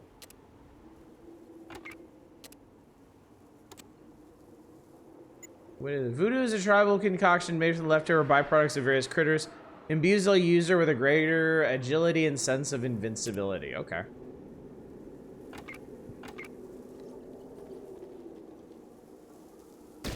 Oh, Christ. What was that?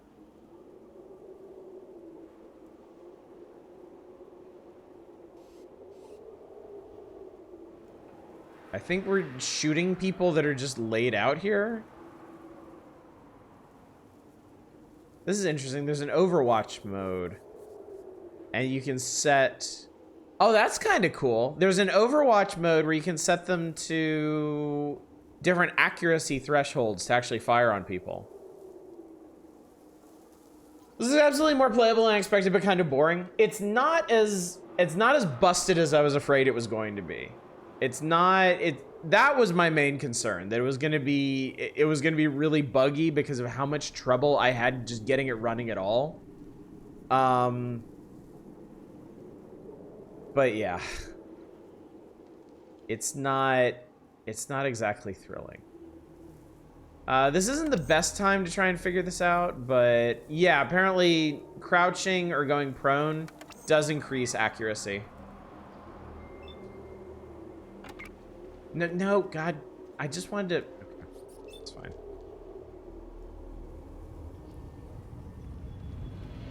I think for me and a lot of people at the time, the issue is it's not at all what I wanted from a Fallout game.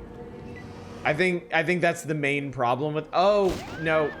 Fast AI just means on the AI turn, they, like, zip around at, like, light speed. It gets more interesting the bigger parties, again, tend to do. At the same time, though, again, it's not what I'm looking for from a Fallout game. You know? The combat is not what I'm interested in a Fallout game at all.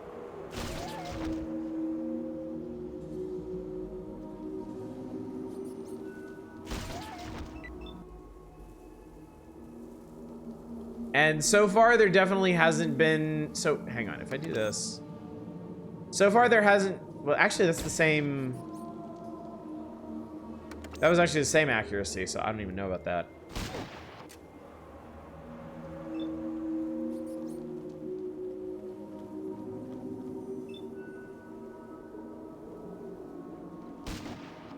Wow, I almost shot Wilma with that. I mean, it's very upfront about being a combat tactics game. Yeah, but if your game is called Fallout Tactics, like... I feel like Fallout, like the Fallout elements of it should probably play a bigger part than just talking to some people during some of the missions.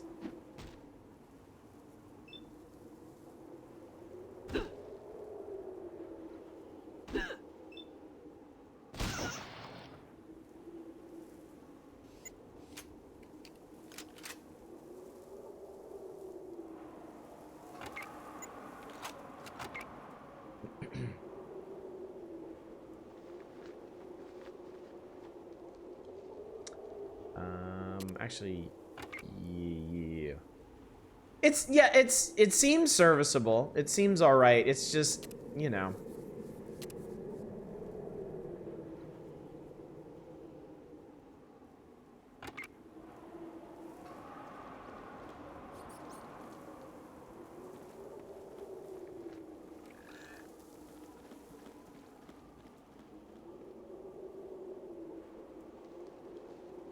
It isn't. What's Fallout to you, Art Dominic? What do you think of when you think of Fallout?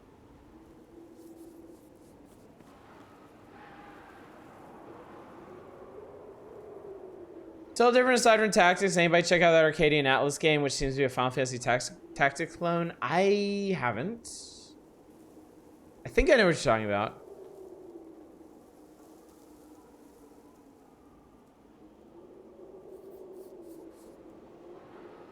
Do you think of the RPGs and the massive choice and a lot of reactive stuff? Yeah.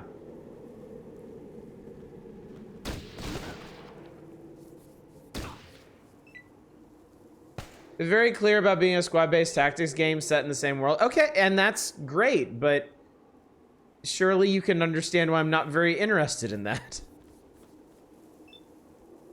Given the circumstances. Do these cows only have one head? Ah, shit, they're out of sight lines, so. Also, I think I just ran into a room of like, I can't, okay. So here's another thing that I haven't mentioned to you, that's certainly not helping my opinion of this game. I am playing this in a little postage stamp window on my computer because I cannot get this to run in any resolution other than the default. Even with the resolution patching that I've been doing, you are seeing a much larger view of this game than I am. So if I sound a little grumpy while I'm playing this, it might be eye strain.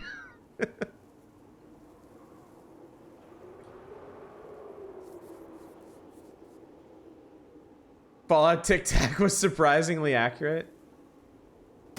I was about to say, can you not hit him? just play on the capture feed. Unfortunately, with the way OBS is set up, it's no bigger over there.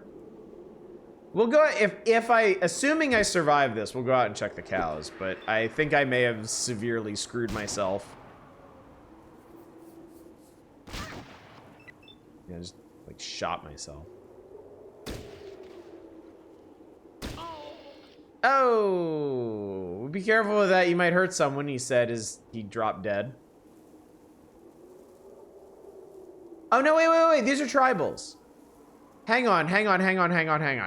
Oh, we're out of combat.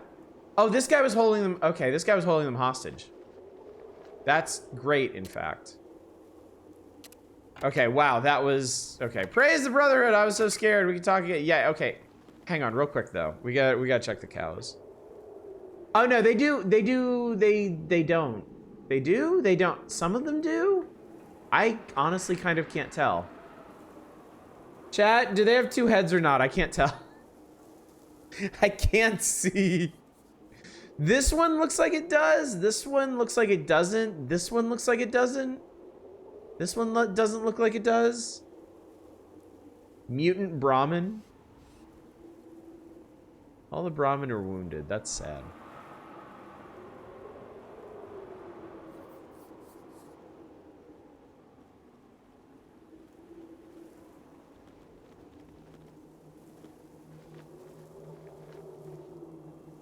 That's a wrench. Cool. Brahminimums. I'm hungry. I'm so scared. Will the raiders be timing me back? Did I win? I can't tell. I'm not scared anymore. There's a person here that I can't talk to. I guess we're going this way. Oh, wait. Before we do that. I need a couple of these. Fully healed. Excellent. Oh, but jeez. Okay, well, he's dead. I think he got auto-attacked before the turn-based mode kicked in.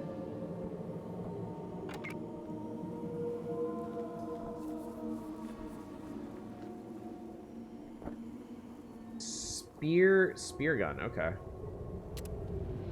That's kind of neat.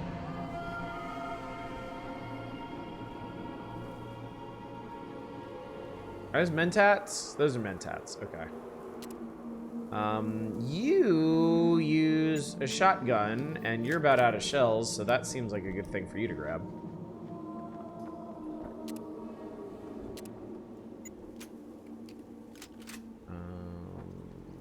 Okay. Hi.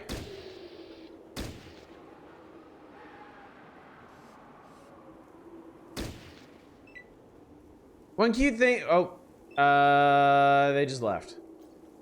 You think about this game as it came with a bonus disc prototype rules for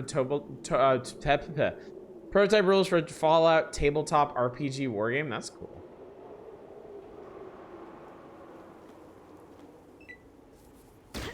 Ow. You have about 10 seconds to surrender? About 10 seconds before I kick your ass.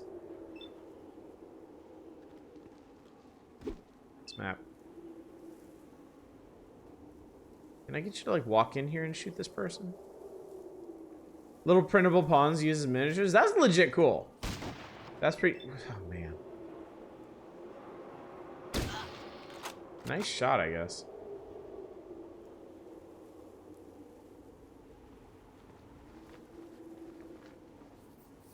Oh, you grab this.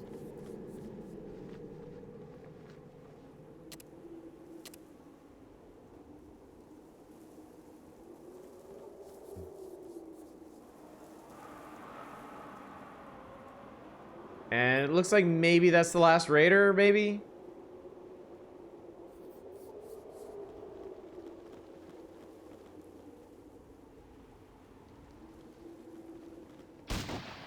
Great, okay. Well, apparently we can't get a beat on him, so. Oh good, you're going that way. Oh good. And that bonus disc is included in the digital release. I can check later. I can have a look. Seriously? I just want to get in and kill the guy. Can I shoot him from here? Well, okay, he can obviously shoot oh god, Farsight's gonna die. Is that on her?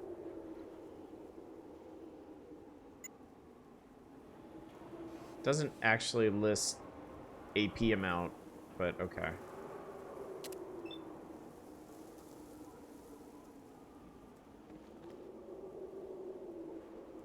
So he can shoot us, but we can't shoot him.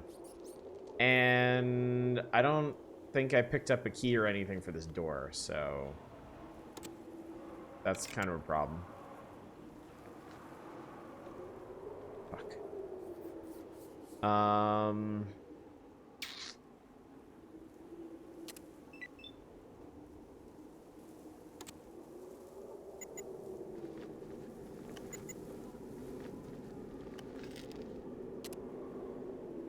Oh, she can hit him.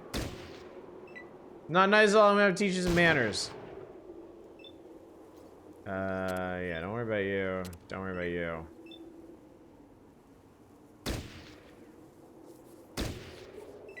I'll just shoot him a bunch. It's in the GOGS version of bonuses.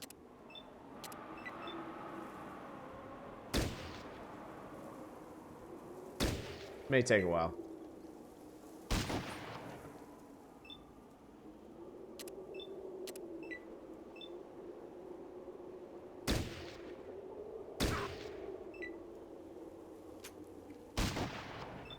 One of the things I never understood about most games with shotguns and wood doors, why certain ones don't have a breach option. I mean, it's the same reason why a character in Dark Souls can't climb over a chest-high wall. It's because it's a natural barrier that the developers wanted.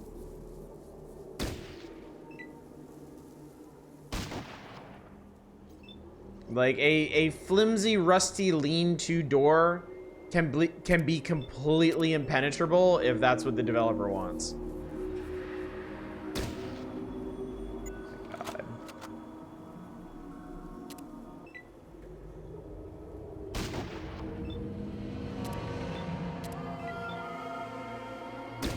I know this is look, I know this is not a great way to do this. I just don't want to go looking for the key.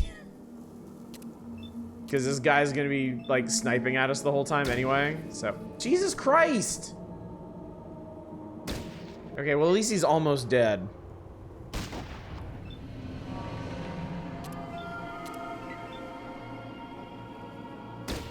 There we go. I did it.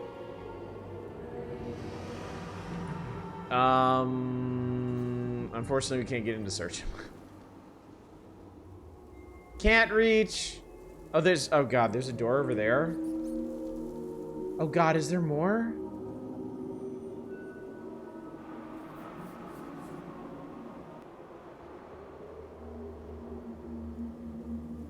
Wait, was there? Wait. Did I? Okay, hang on. This is still level 1, yeah.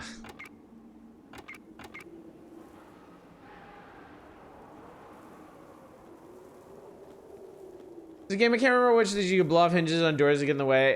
They get in the way. Maybe Rainbow Six Vegas 2.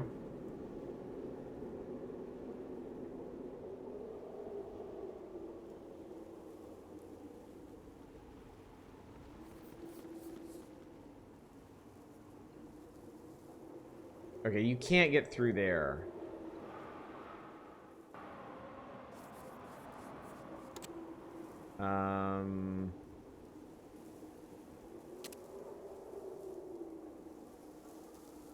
How do I know when I've won?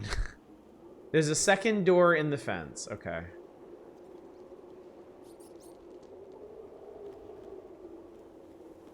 To the east of the one you came in at. Okay. Alright, let's see here. Wait, there's a workbench? What can you do at a workbench? Oh, the workbench is just full of stuff. Give me your stuff. Wish more games with RPG elements would give you a loud option. I don't have a lockpick or hacking. Fuck you, missed 75% of the best loot. Yeah, I agree with you on that. That was one of the things I always like about Deus Ex, is if you really wanted to get through a door, unless it was like a plot door, you had options. Second door of the fence, in the fence to the east of the one you came in at.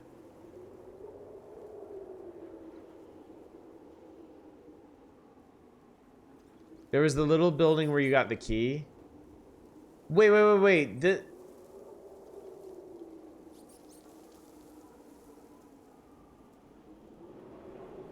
You're talking about this door.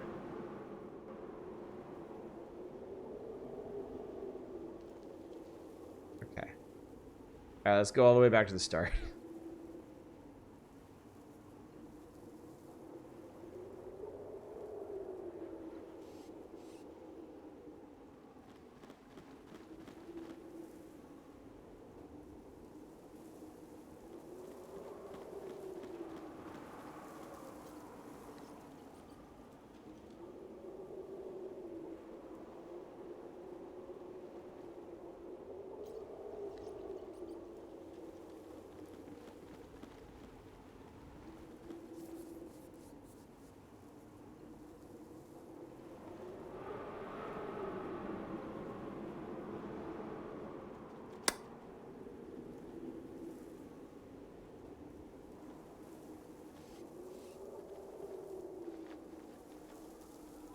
No, this is locked.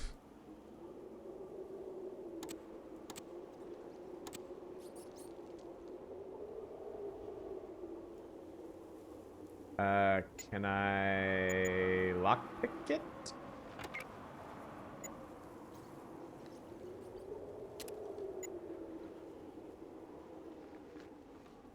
No, it looks difficult.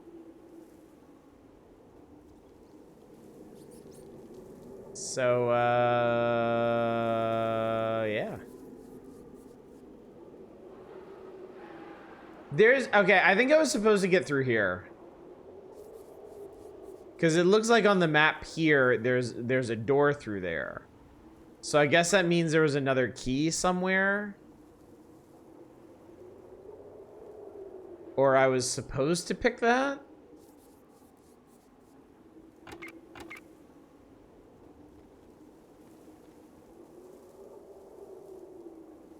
I mean, some bash chest was a valid in-game option. I mean, roguelikes lets you do that. And maybe break the stuff inside. I do like that as an option, especially in games where they just don't give you enough fucking keys. It's something to do with them. Speaking of chest bash, I'm surprised we haven't seen Grimrock 1 or 2 come up for a boat. Honestly, I forget about those games most of the time. Can you bash checks in XCOM? I mean, you can destroy everything in XCOM. Everything is technically bashable. The other door is locked. So I'm missing a key from somewhere. And I don't know where. Like, I think I was supposed to find a key before going up here that would have let me in to kill this guy because there's a path through the other side of this. I mean, there's got to be another key somewhere because everything I'm trying to do is locked, and I've searched these shelves, and these have nothing on them now.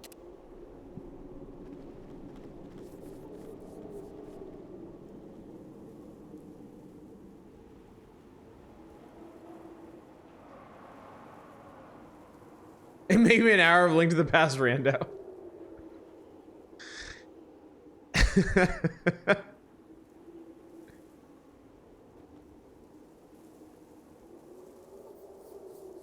I mean, maybe in theory I can pick this door. Does the door... No, there's only... Oh my god, what the fuck?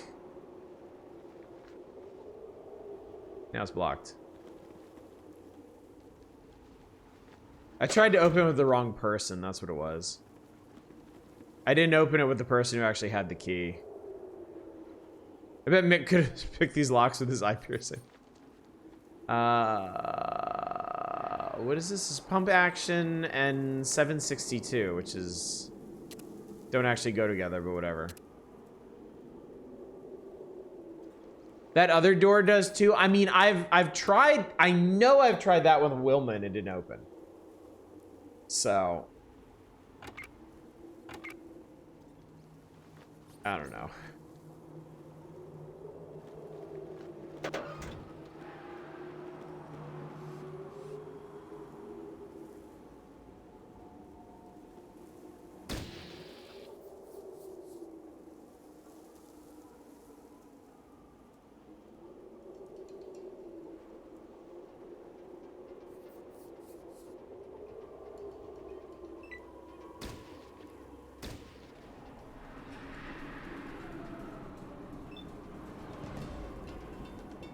Oh, there is music in this game. Okay, cool. I was wondering about that.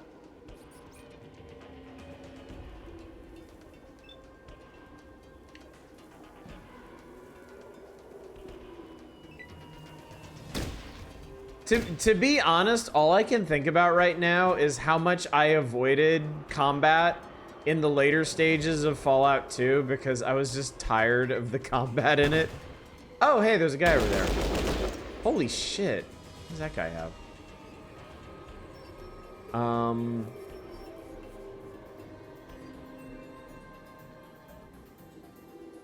Okay, I guess you can't make it over there in this turn, but...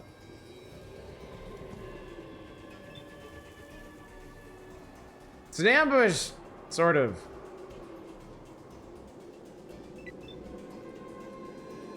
Oh, damn it. Yeah, they went prone. Alright, there's a guy I can't hit. There's a guy I can kind of hit. There are some guys I can kind of hit. You're just a fucking clown. Good. Ow, okay. Is there a, like, there's something, oh, that's probably not a good sign over there.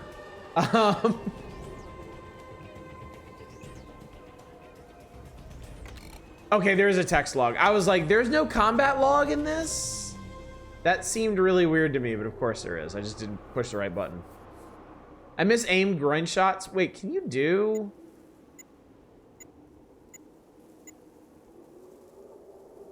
You can't do aim shots in this game, can you?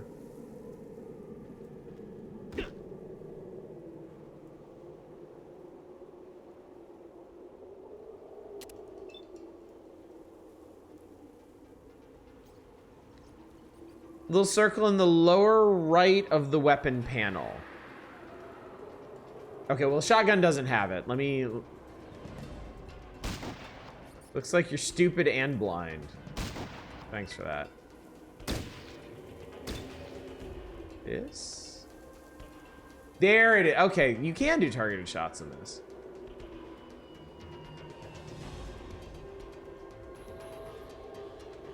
I mean, it doesn't really help me at the moment because the best my shots get are 40%. Probably alone here, but an Alien franchise tactics game seems like it'd be good fun. Isn't there one of those? Wasn't there like a Game Boy Aliens game that was like a tactics game or something? I feel like that exists. I might be wrong, but I feel like that. I didn't mean to reload that, but that's fine.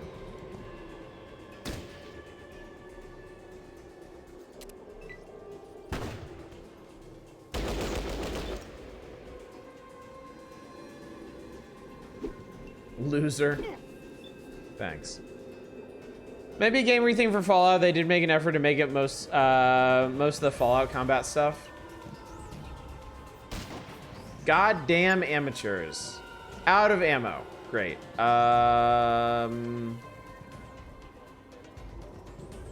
I don't want my knife. We'll go in my inventory, it's fine. You have this gun, I guess. Triple shot. I don't think that's really necessary.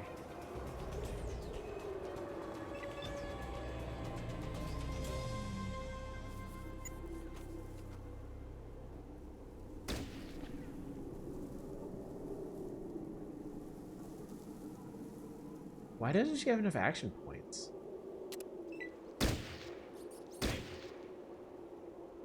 I think Stitch is gonna die.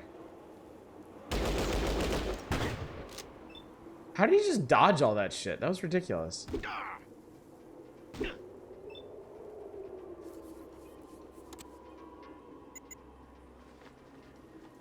What beloved series that isn't a tactics game do y'all feel would make a fun tactics game?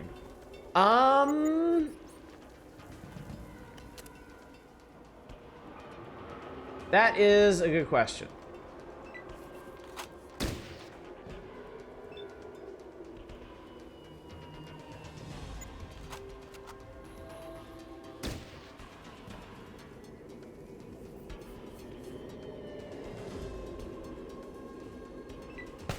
What is going on? Maybe predisposed to love tactics games.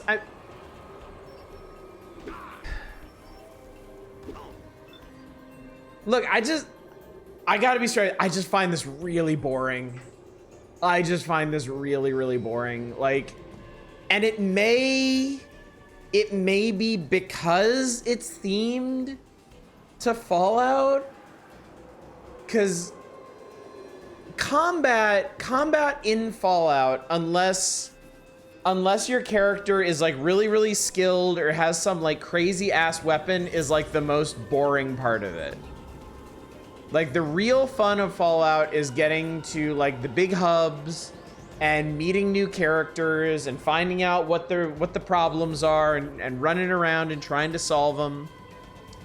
And you know, I like exploring the old ruins and vaults and stuff, but like shooting all the rats and bugs and raiders in those places is seriously like the worst part of that.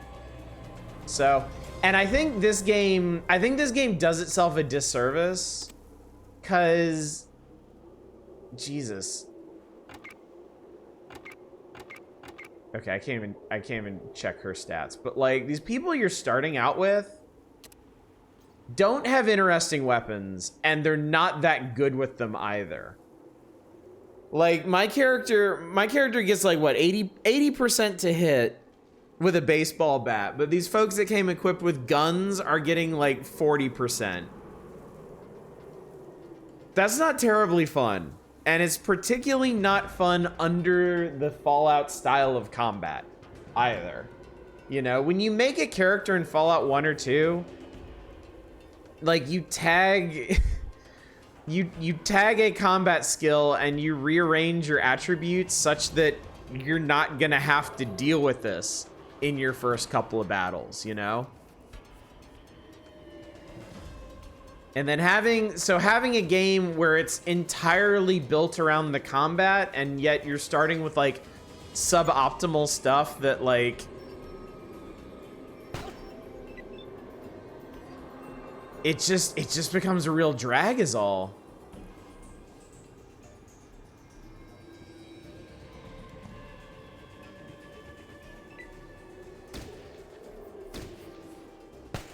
I mean, look, maybe this does get better. Maybe this becomes a more interesting game.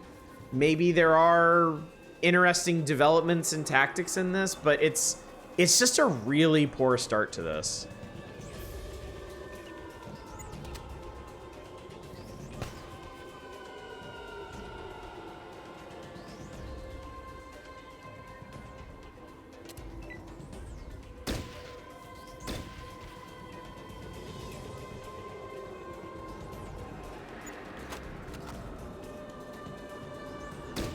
That's why I kept hanging up with 6 action points. You don't have to click on that, and I keep clicking on it, and it keeps making a reload. That's what I'm doing.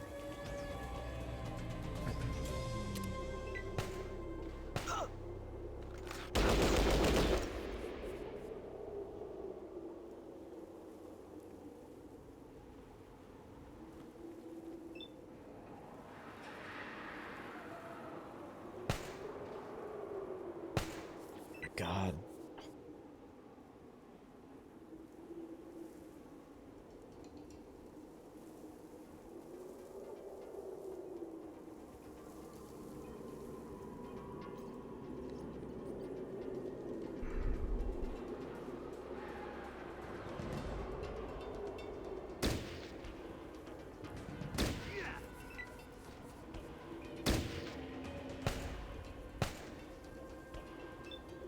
Did that guy just Oh yeah, there he is.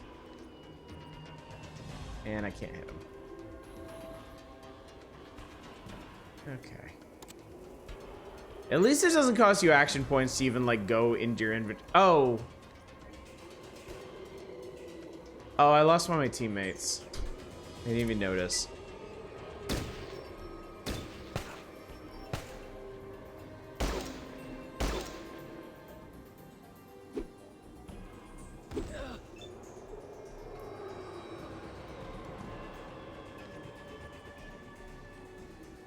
Oh, where did you have them last?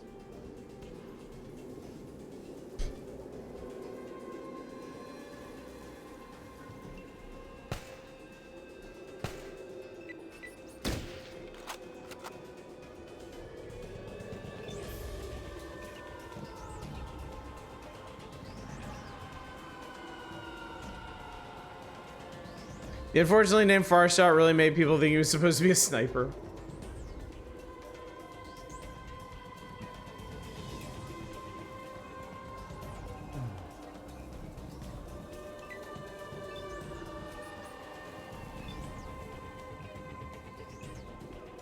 I can get up here, right? Okay. Ow.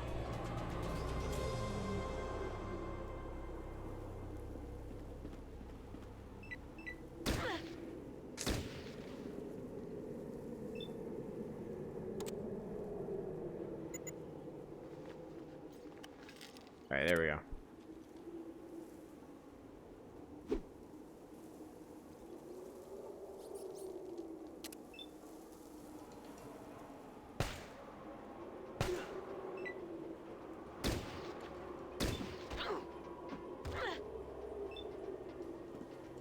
No, I did not. Oh, shit. I didn't even notice that. She didn't have the reticle up.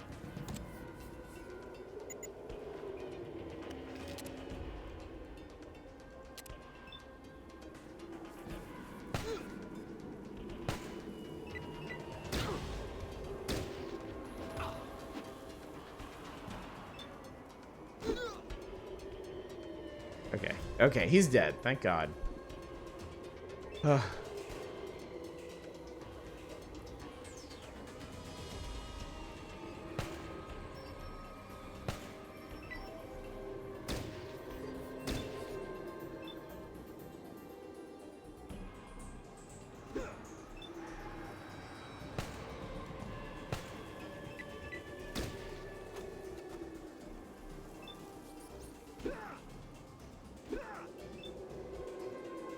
Please don't get back up.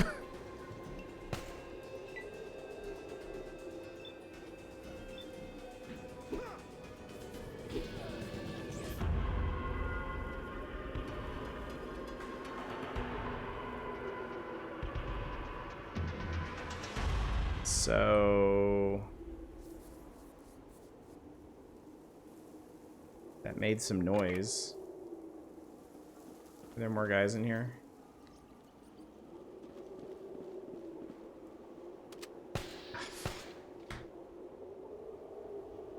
Okay. All right. I think I'm done.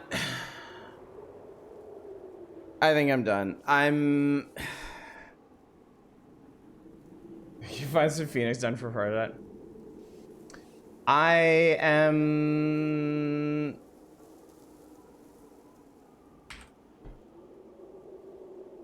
Yeah, I'm good. I'm not really okay. Look, I'm not interested in playing this, and I'm not interested in defending my opinion of this. I know I'm playing it wrong. I'm sorry I'm playing it wrong. I'm just not interested. So we can talk about it more tomorrow or something, but yeah. I think I'm just kind of out of it after this. I thought this would be more interesting or more entertaining to me, but it's just tedious on a lot of levels. So, anyway, tomorrow night we'll be doing Hidden Object game. I think that'll be a lot more fun for us overall. So, yeah. Let me see if there's anybody up doing stuff that I can raid.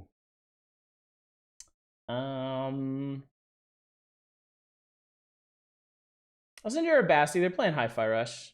That's been pretty neat to watch.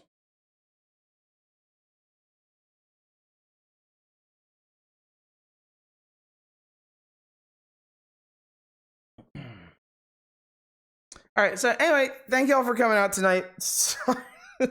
Sorry I picked this. I think this is probably a bad idea on a couple levels, but I've learned for the future. So tomorrow night should be a lot better.